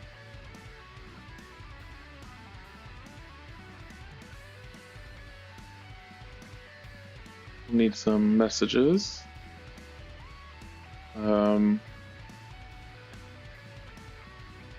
Get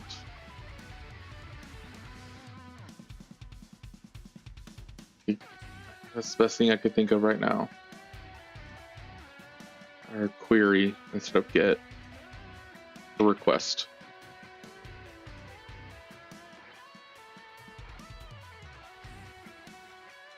And then a response.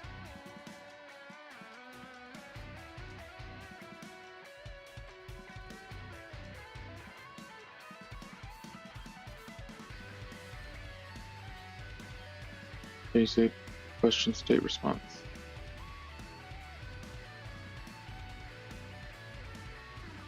So when this receives basic a request, basic question.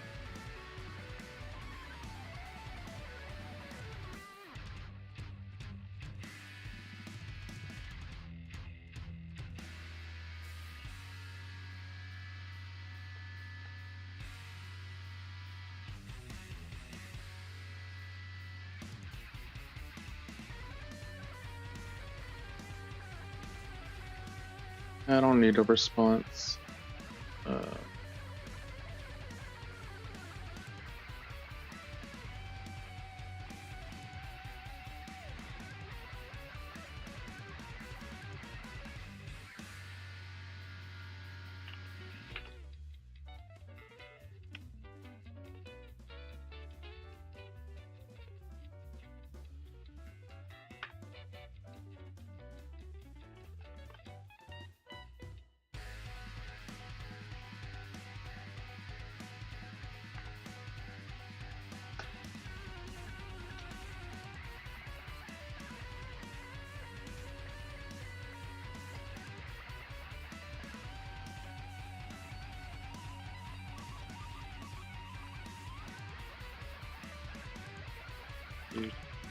Basic.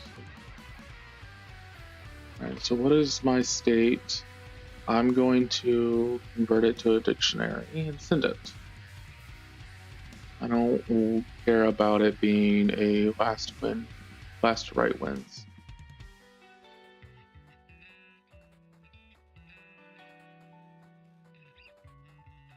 Okay, so it's actually doing dot values. Okay, that's fine.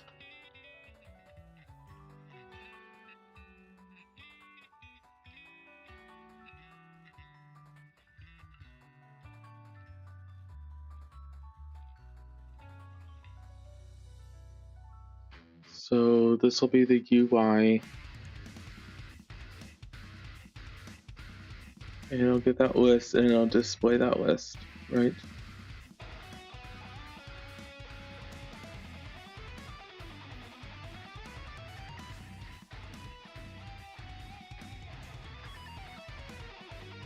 So from there, let's look at this again. We'll have a question ID, question,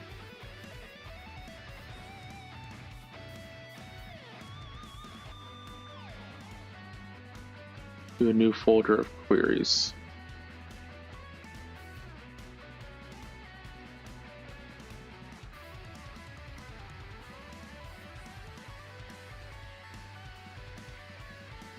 Query question state.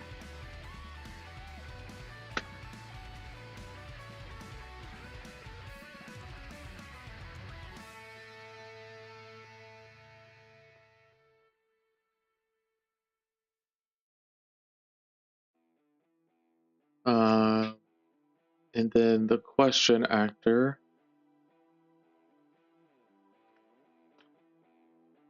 receives the query.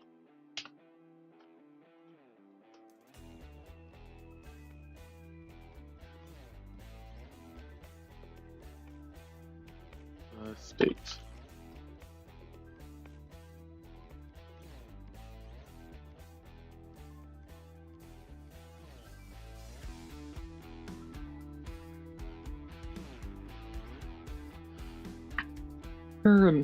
No.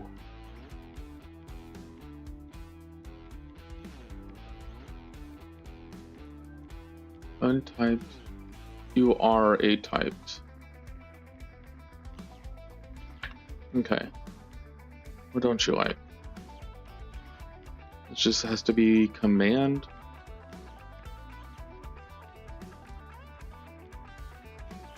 On command, on recover.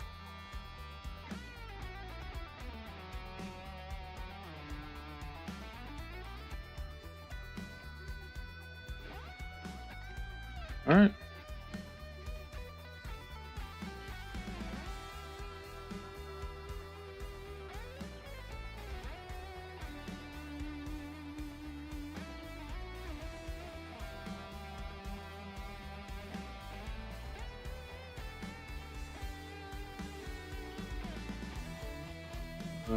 Query.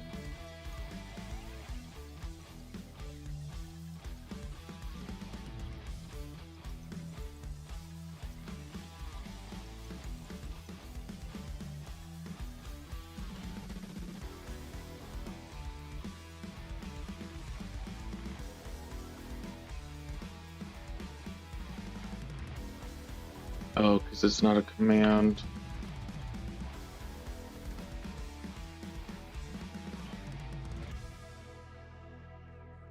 Query. Question actor.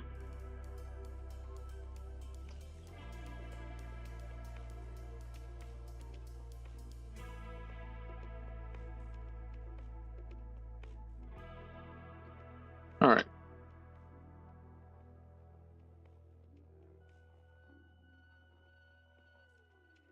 That's good.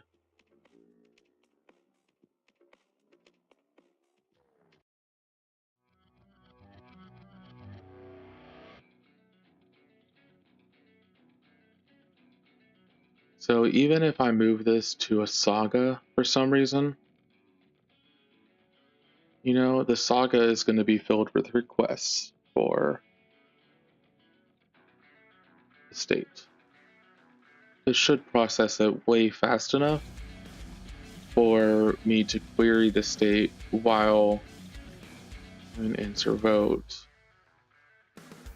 No, because I need to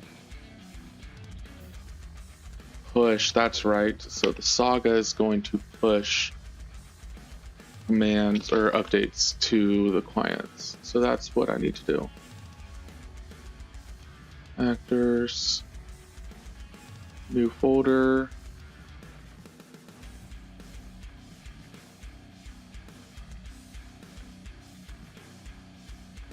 Why can I not add folder?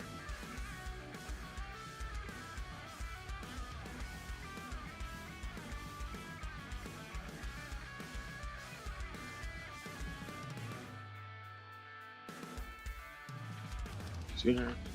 Question saga.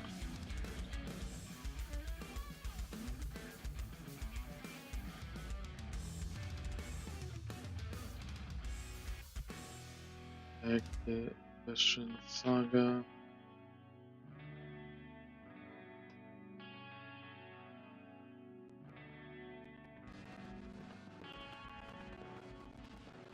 The state.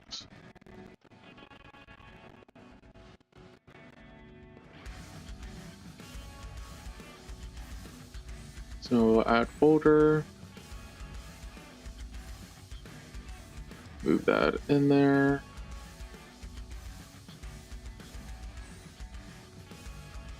And let's add some more stuff.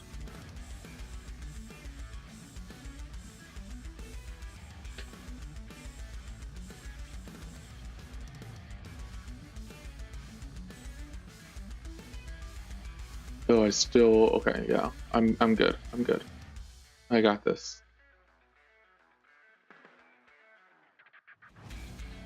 All right, so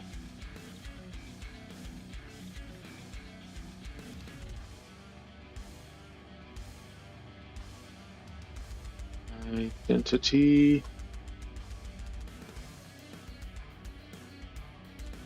All right.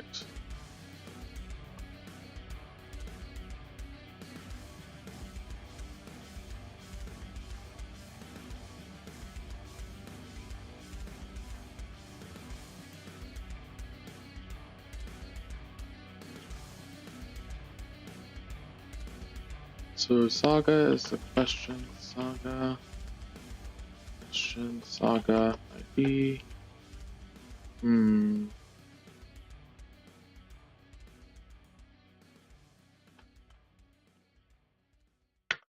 Question locator.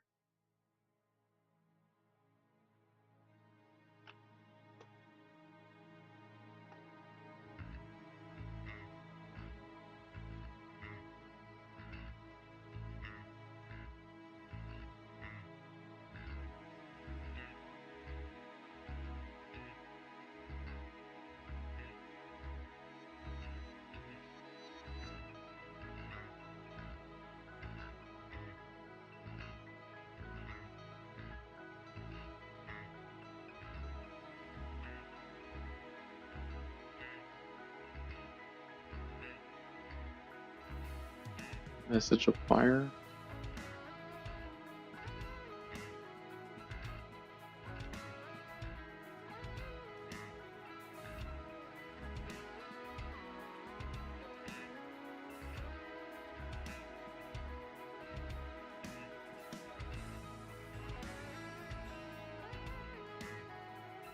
Okay, no, that's wrong. This is all wrong. Your first aggregate sagas.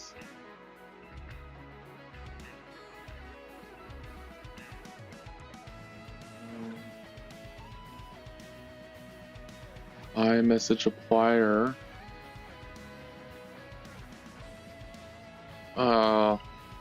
Why?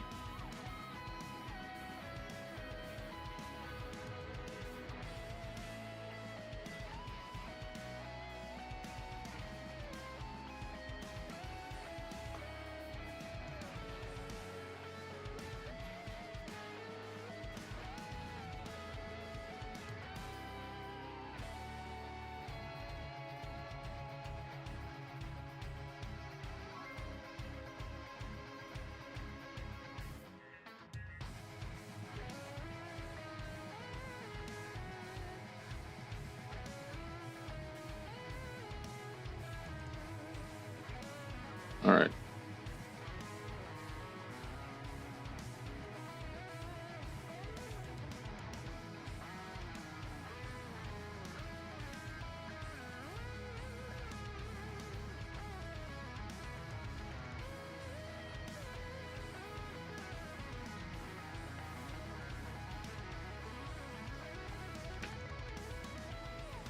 There it is.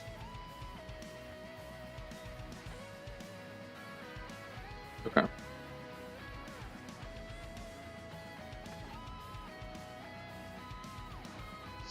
What was it?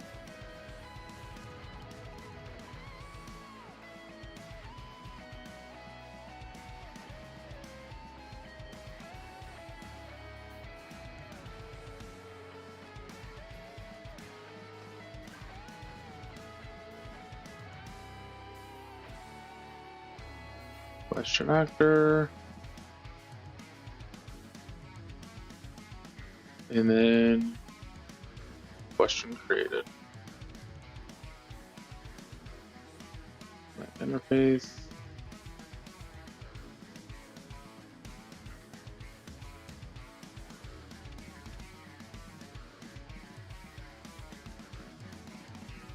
Think.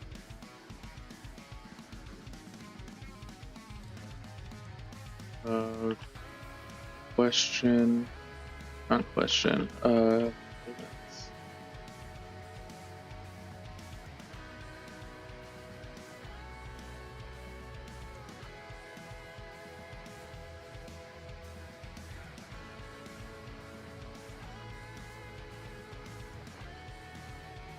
So it started.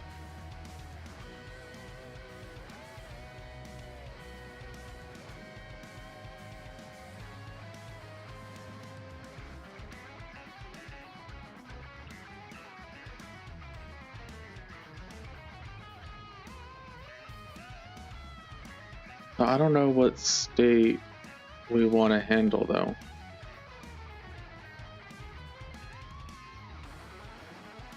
Right, so we just need to receive stuff.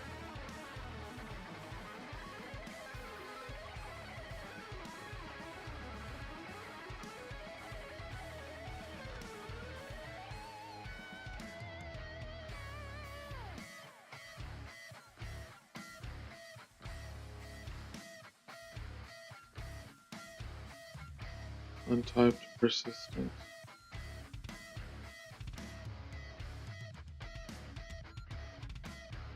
Exit saga. Untyped. Prepare.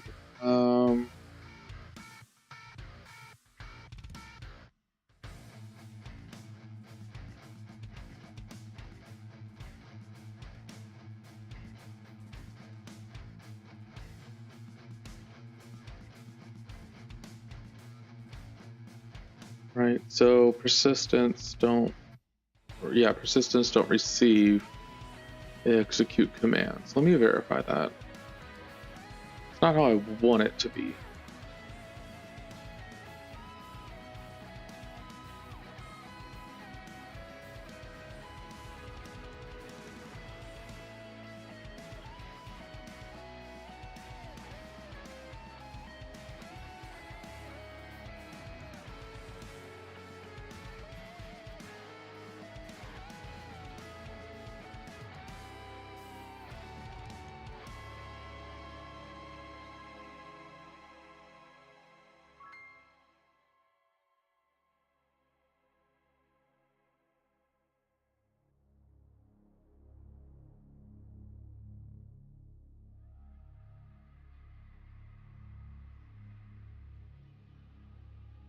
Okay, so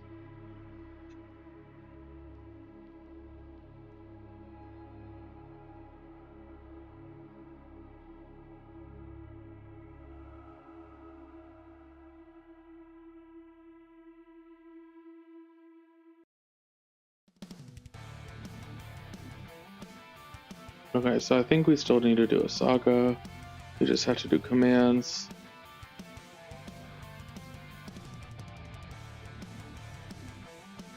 New, not new item, new folder.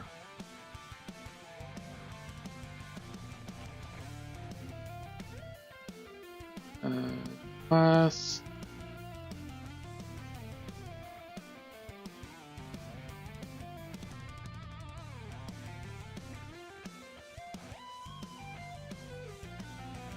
We want to do let's grab the question. So not this.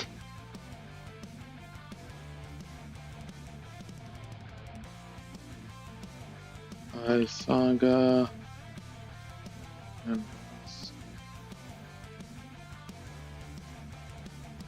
so now we want to do handling when the state changes. Question or vote increased. Increased and saga 90 or vote decreases. Commit interface, but I would prefer this to be above it.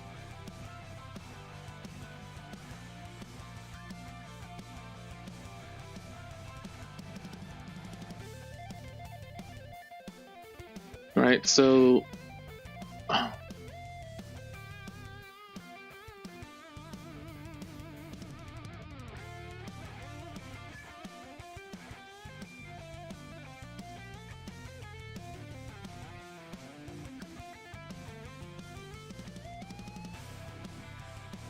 question saga, question state, question saga state. So we need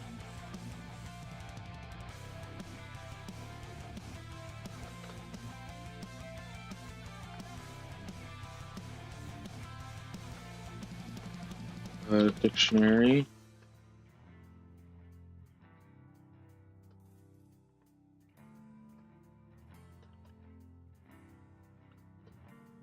Essentially, we're mimicking, copying the state of the question saga, or the question actor. I want to change that to long. A little bit better.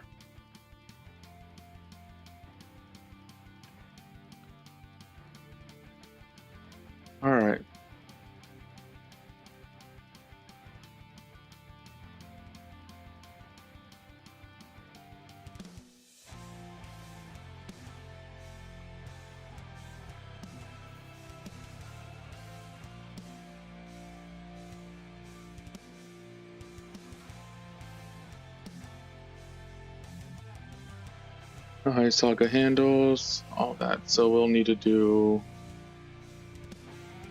the question Saga started. Wait.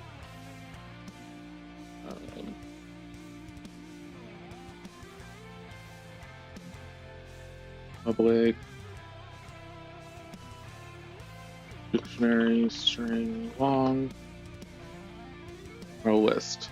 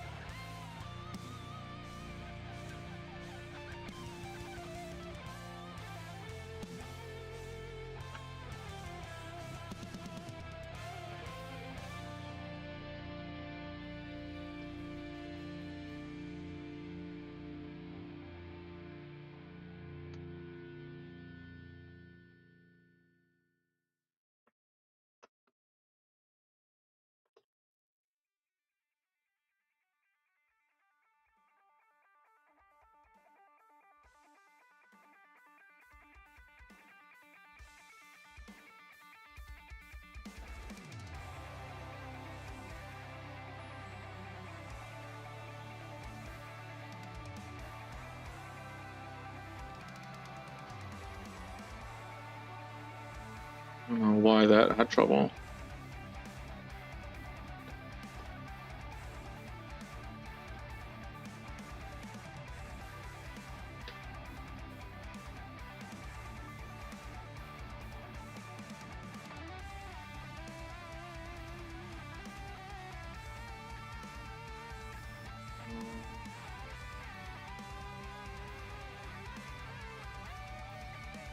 Publish, not emit, right?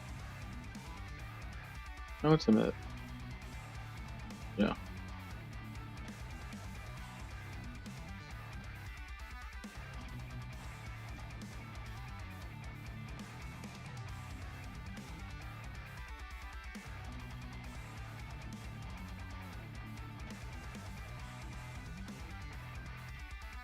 So that will publish it or persist it and then apply it.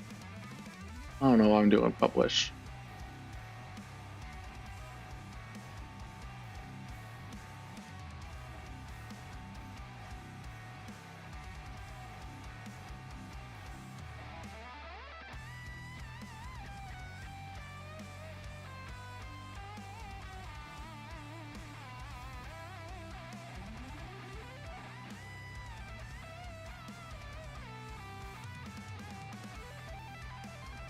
Saga.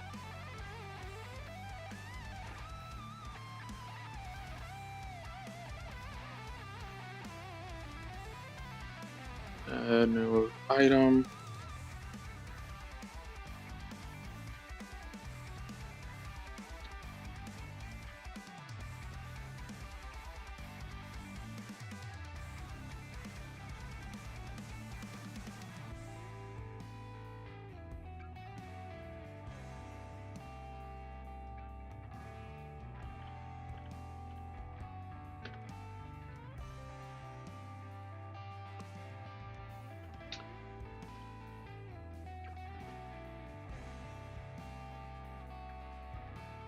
Aggregate event is the question Saga.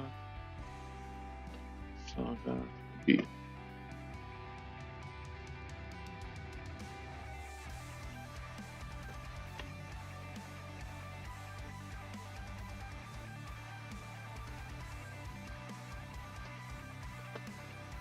All right.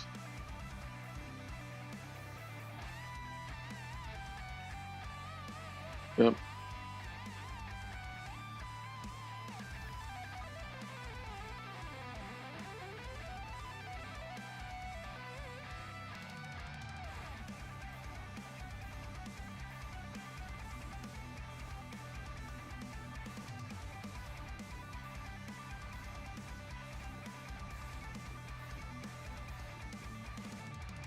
Oh no, that's a question.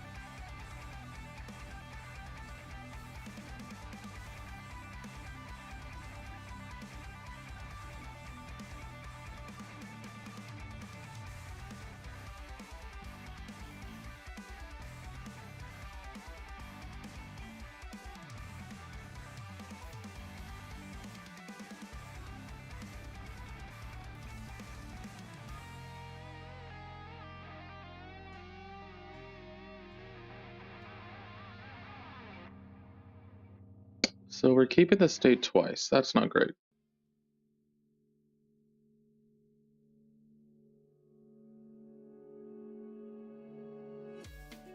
We're doubling up on events.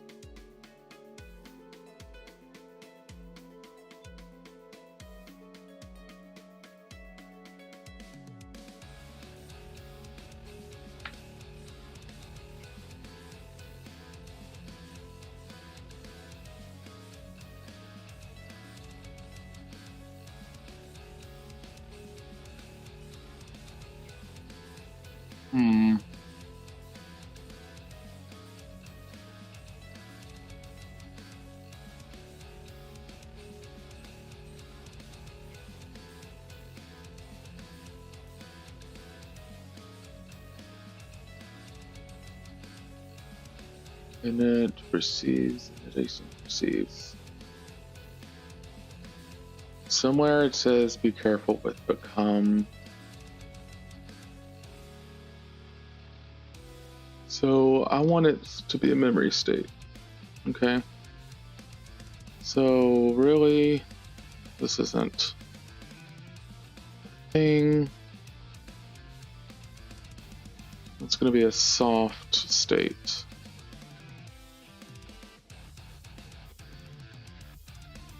Delete.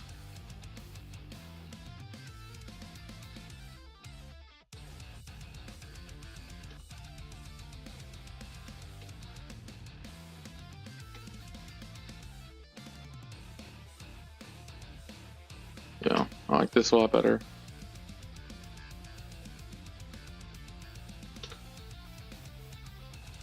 So let's just do this for now. So here I want to update soft state.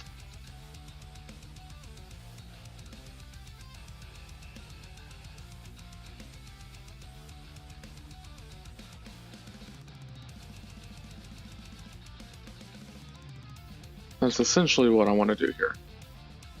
Okay, and then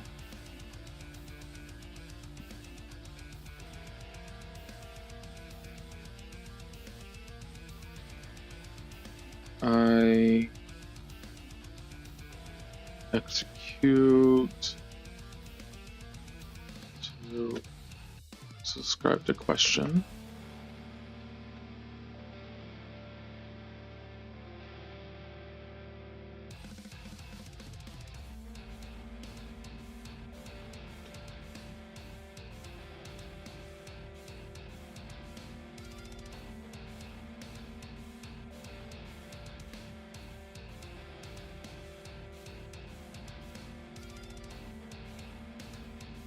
Or it's command, not commands.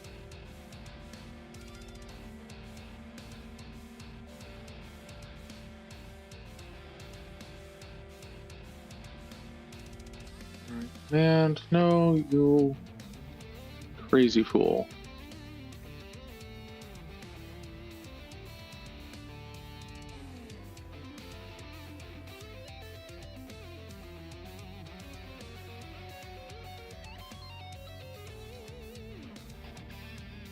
There it is.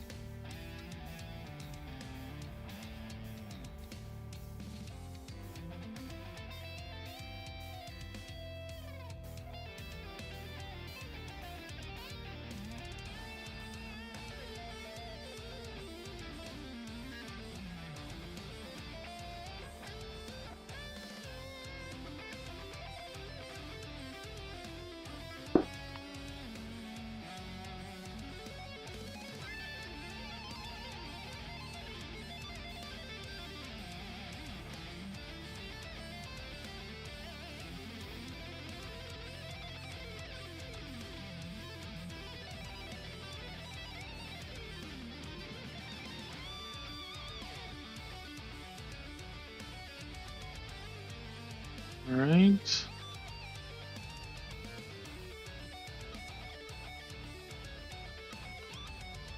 Private, not read only, list of I after ref.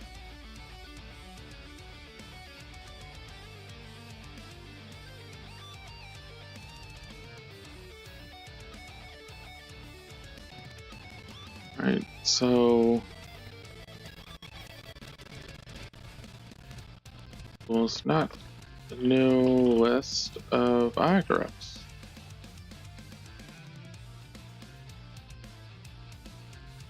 So when get a new subscribed question, you need to do, I don't like squigglies, subscribers dot and subscriber, and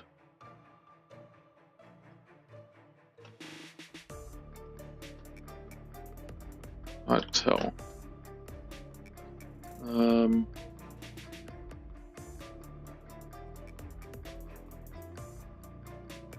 Not question state.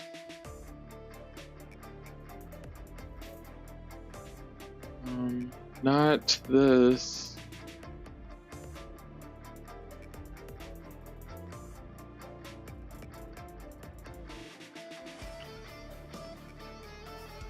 Question state projection.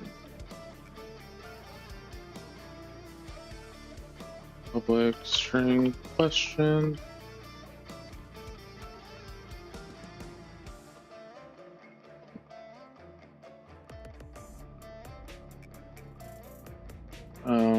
This is answer votes.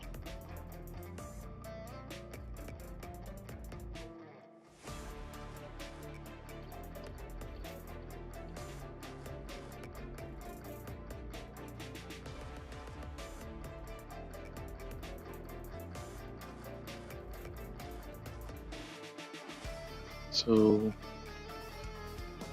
private.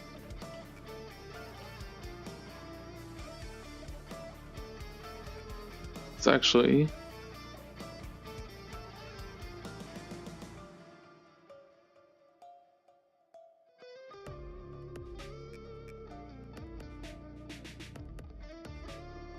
let's leave it here for now.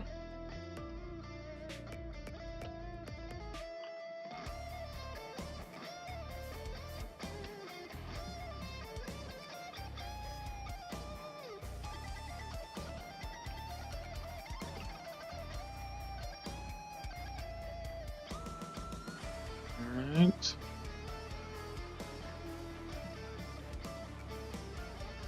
Aggregate saga.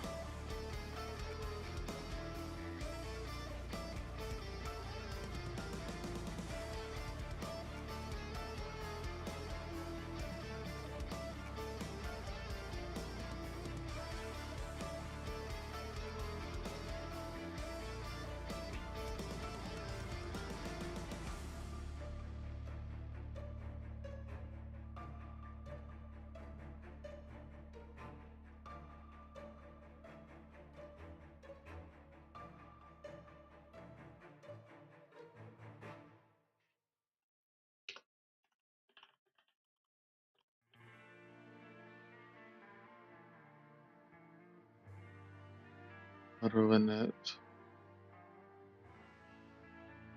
Things for now. What is it? Auto receive. Yes. Auto receives.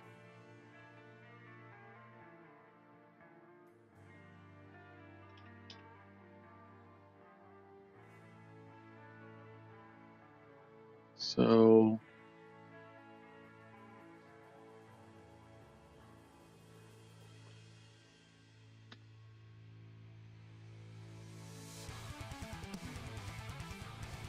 command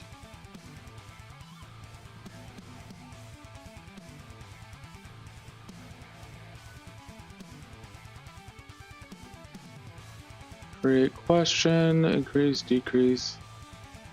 I haven't done the query yet, but I did.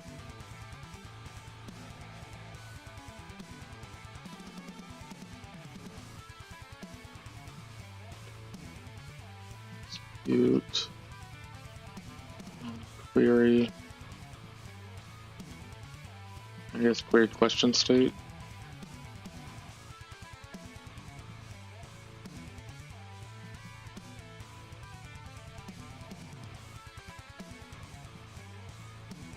Sender.tell.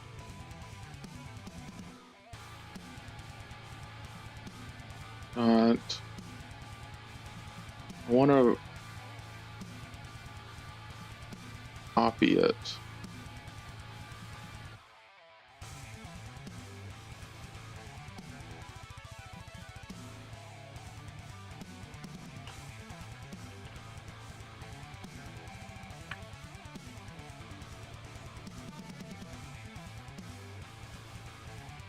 Nope. Question state.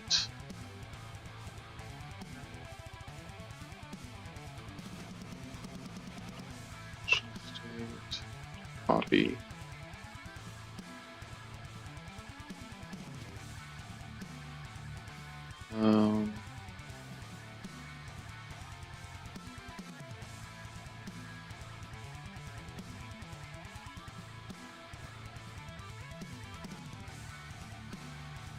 Copy dot answers.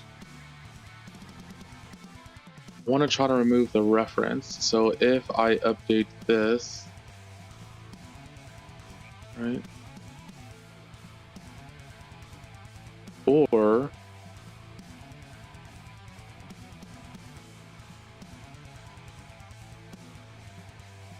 that's what records are for.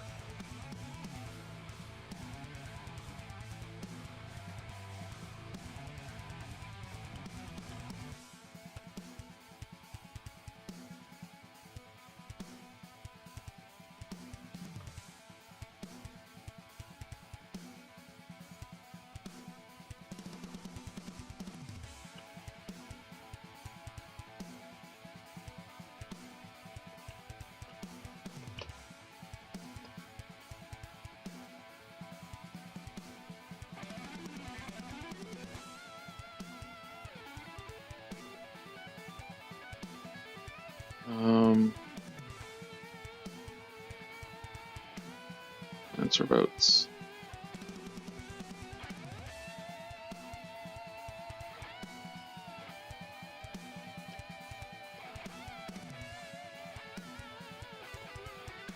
Aggregate ID, I think.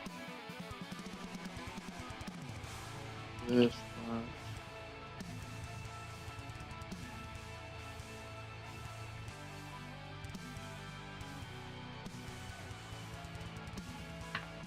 Guess I don't have that. That's right.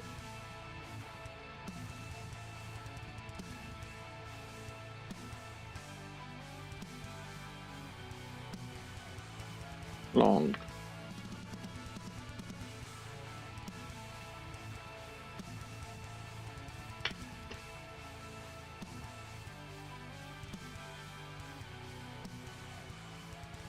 I guess instead of copy, hit record.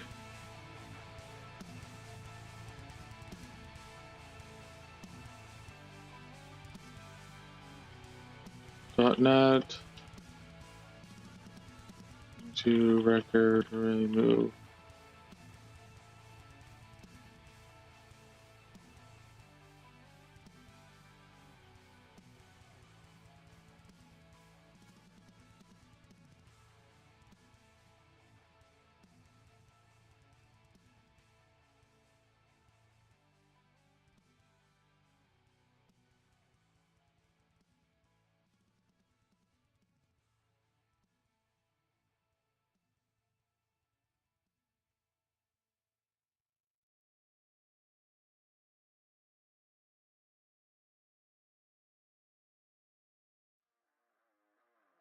Which is called the copy constructor of the time.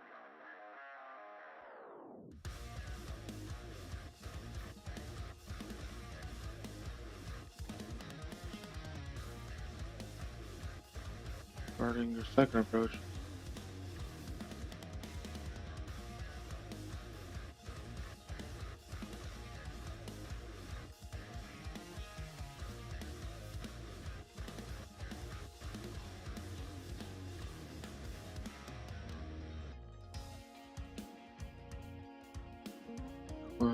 Method is public. Let's go to this.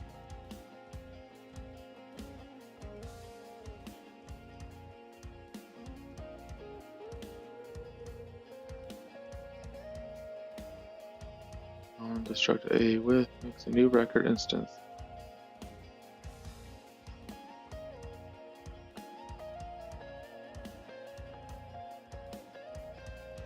Built-in formatting for display.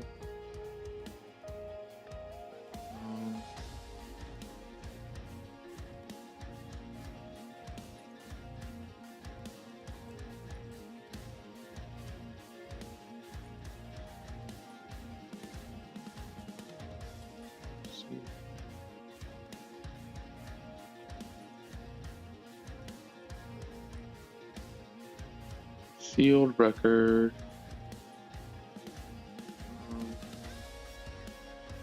Deconstructor behavior.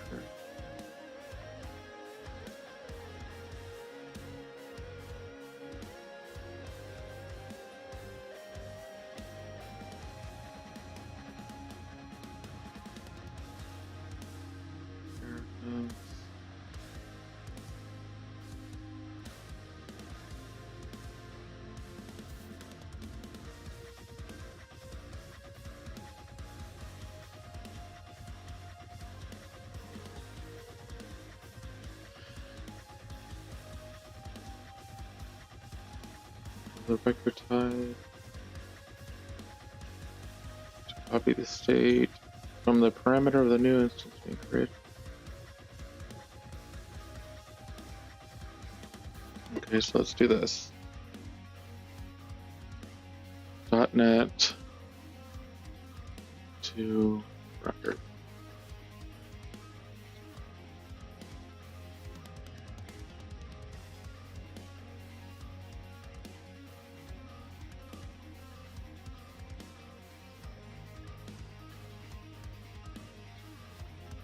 Yeah, I don't want to do the deserializing thing.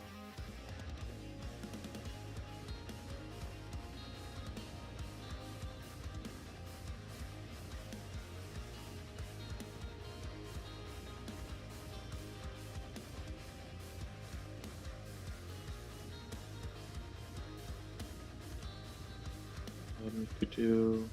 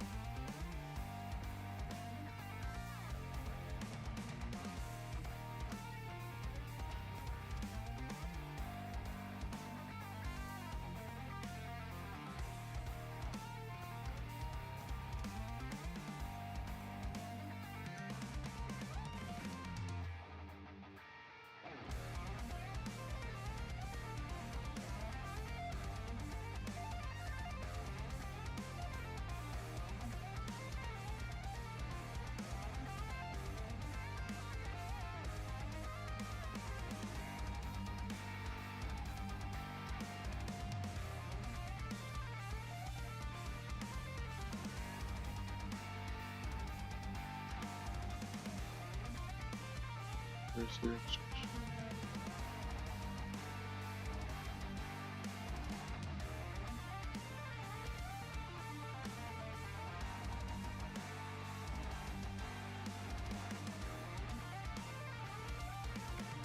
Records cannot inherit from classes unless the class is object.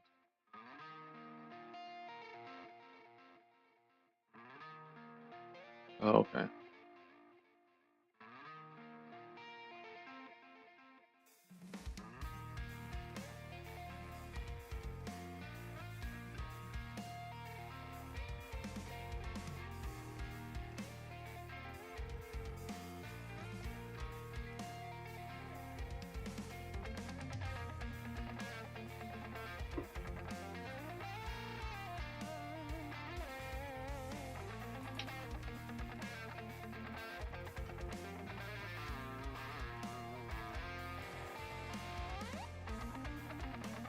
Nope, wrong one.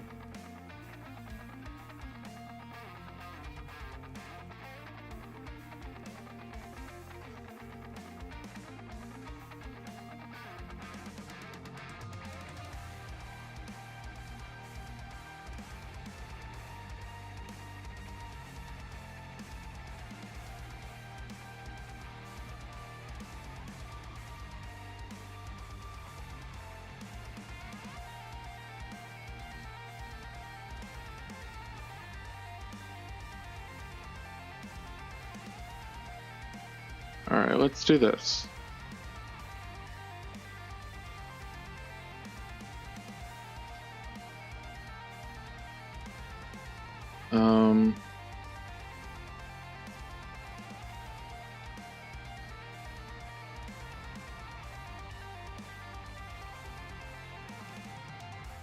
Bypass a string.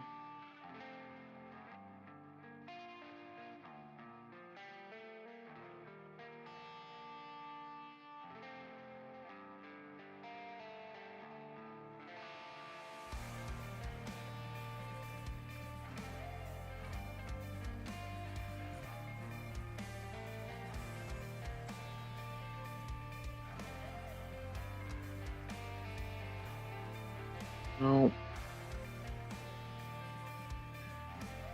Records are compared based on their content, not their reference. Strings for constructor, you are passing the reference to the string's object. The strings are immutable, you don't need to worry about the string being changed inside the record. It cannot be changed.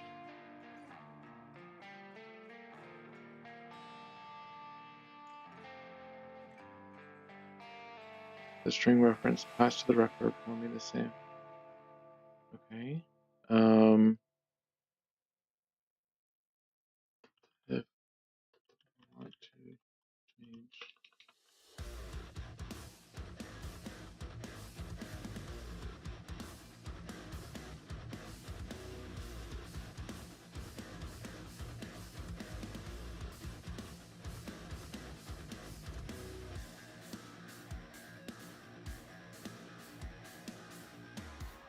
cannot be changed. When you define a record and initialize it, the properties are typically read-only and constructed.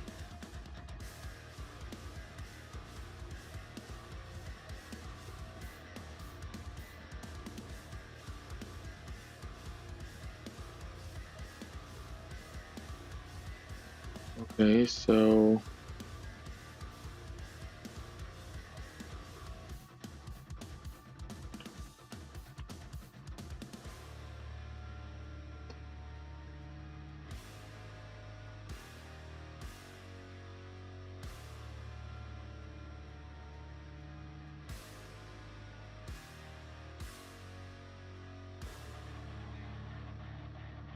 okay, if the record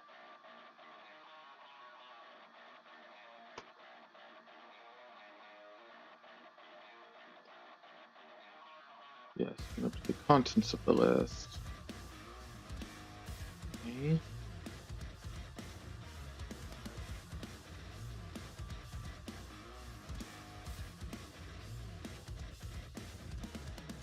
So and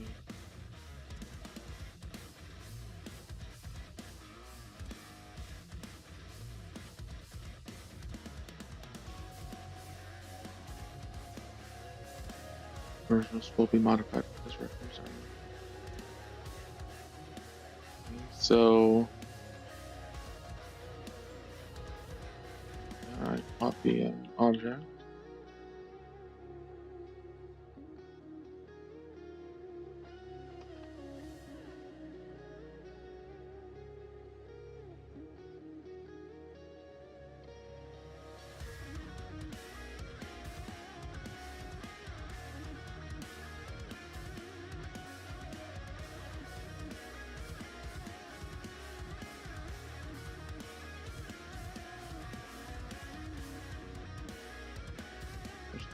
Requires a manually handle.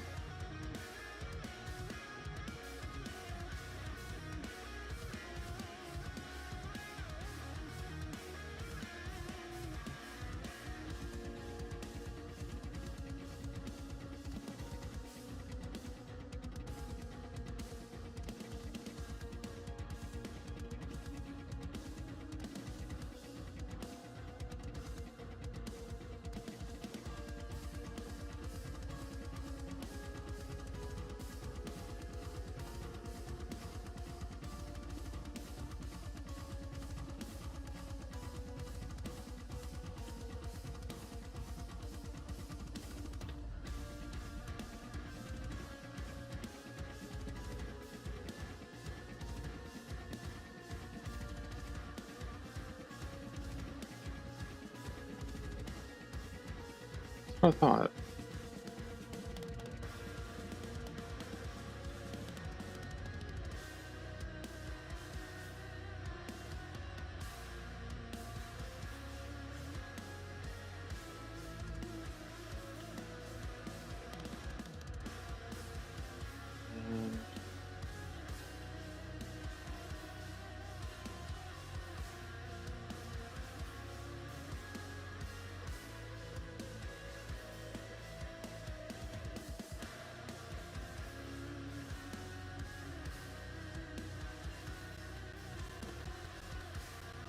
That does not make sense. Correct.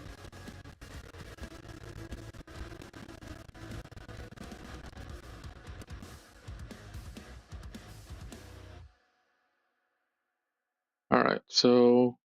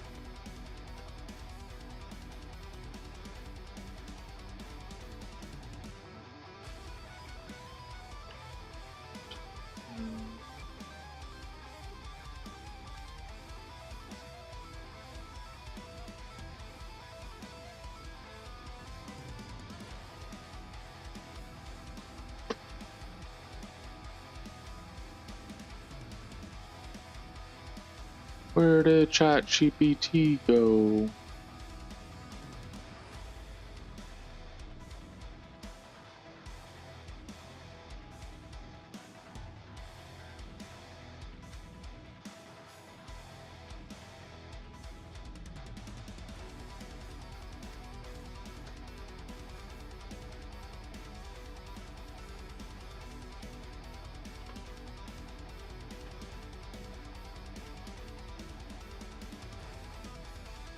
To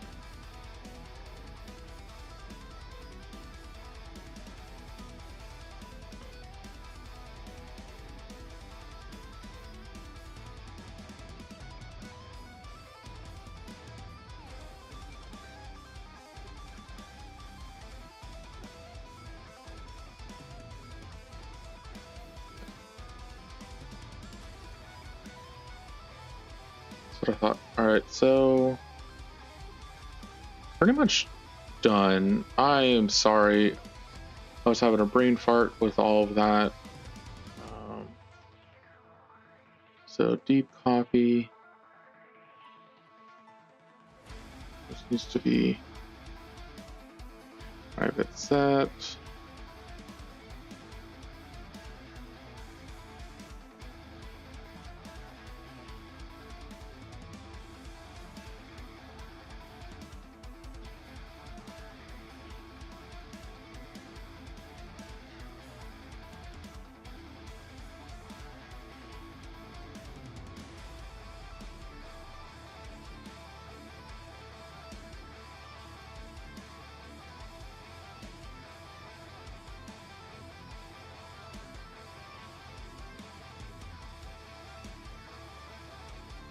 So you do want to have this be immutable and only update it on this. That way there's no accidental ellipses.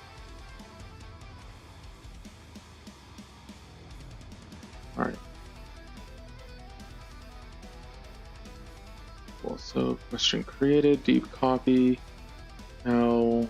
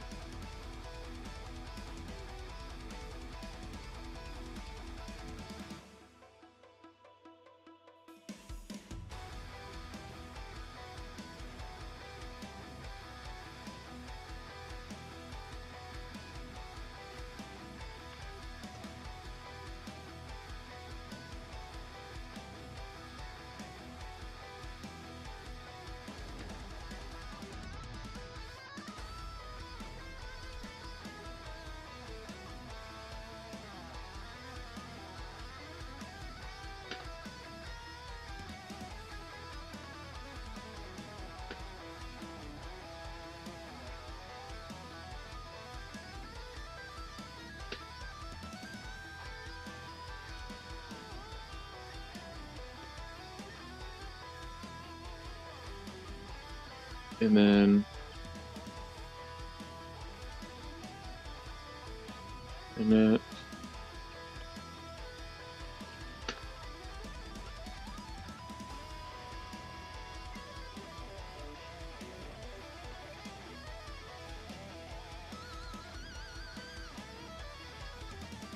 Oh.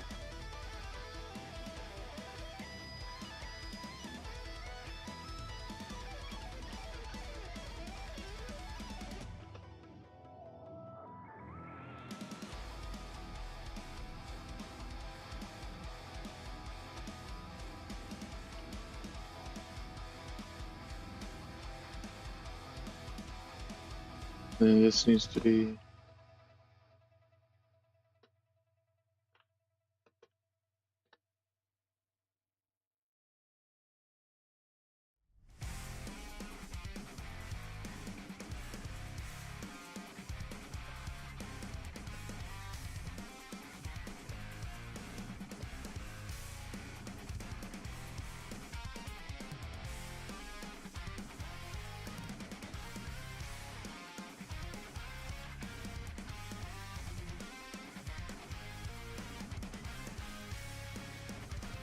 all right.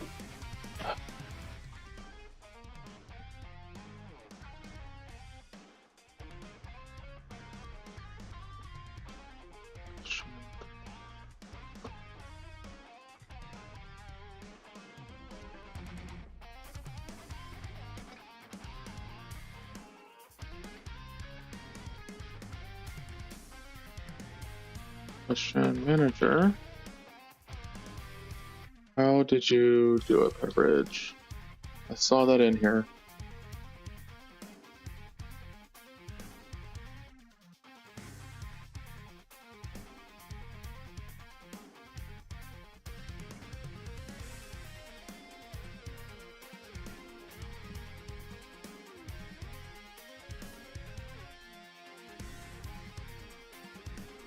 Was it in here?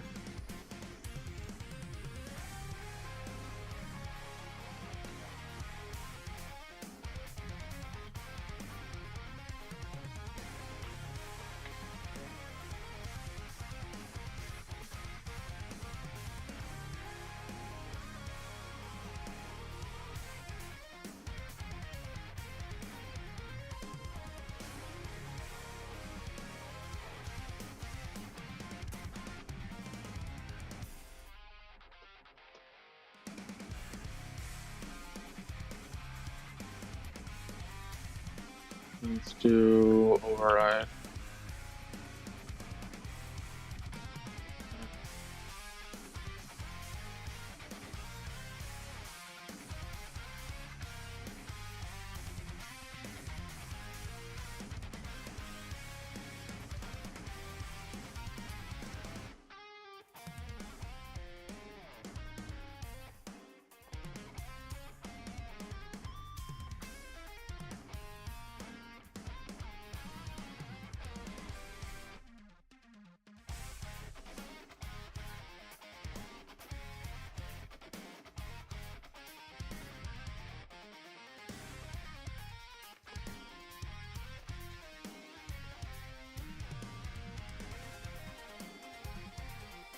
Close the query.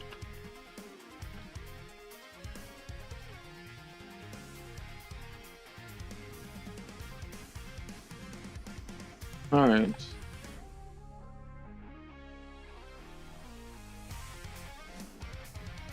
So I need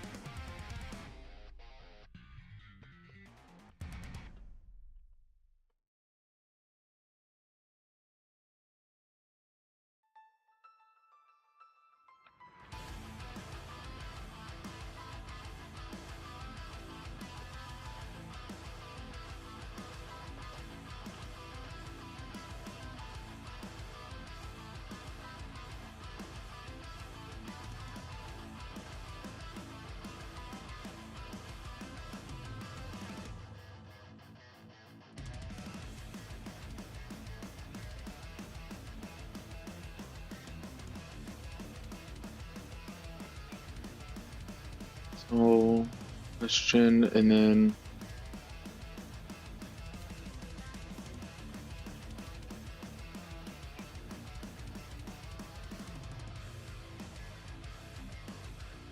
all right, so I feel pretty good about this. It is pretty late. I'm exhausted, so I'm gonna call it. Sorry I got very quiet at the end. Figured no one's watching, and again I'm tired, so if you have questions, comment it or feel free to do whatever. I'm going to clean this up.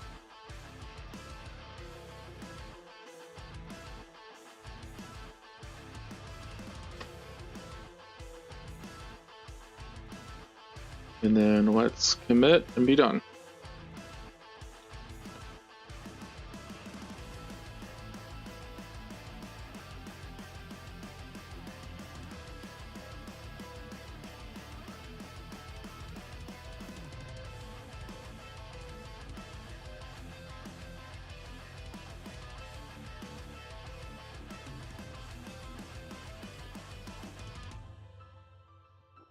All right. So that is there. Well, thank you all very much for watching. I really appreciate it. Next week we will finish with this question saga, and then figure out how to do unit tests for it. And then after that, we will start working on the API, or not the API, but the UI. So I'll probably be doing some Blazor tutorials from here to there. All right. Thank you very much for watching, and I hope you have a great night and a great weekend.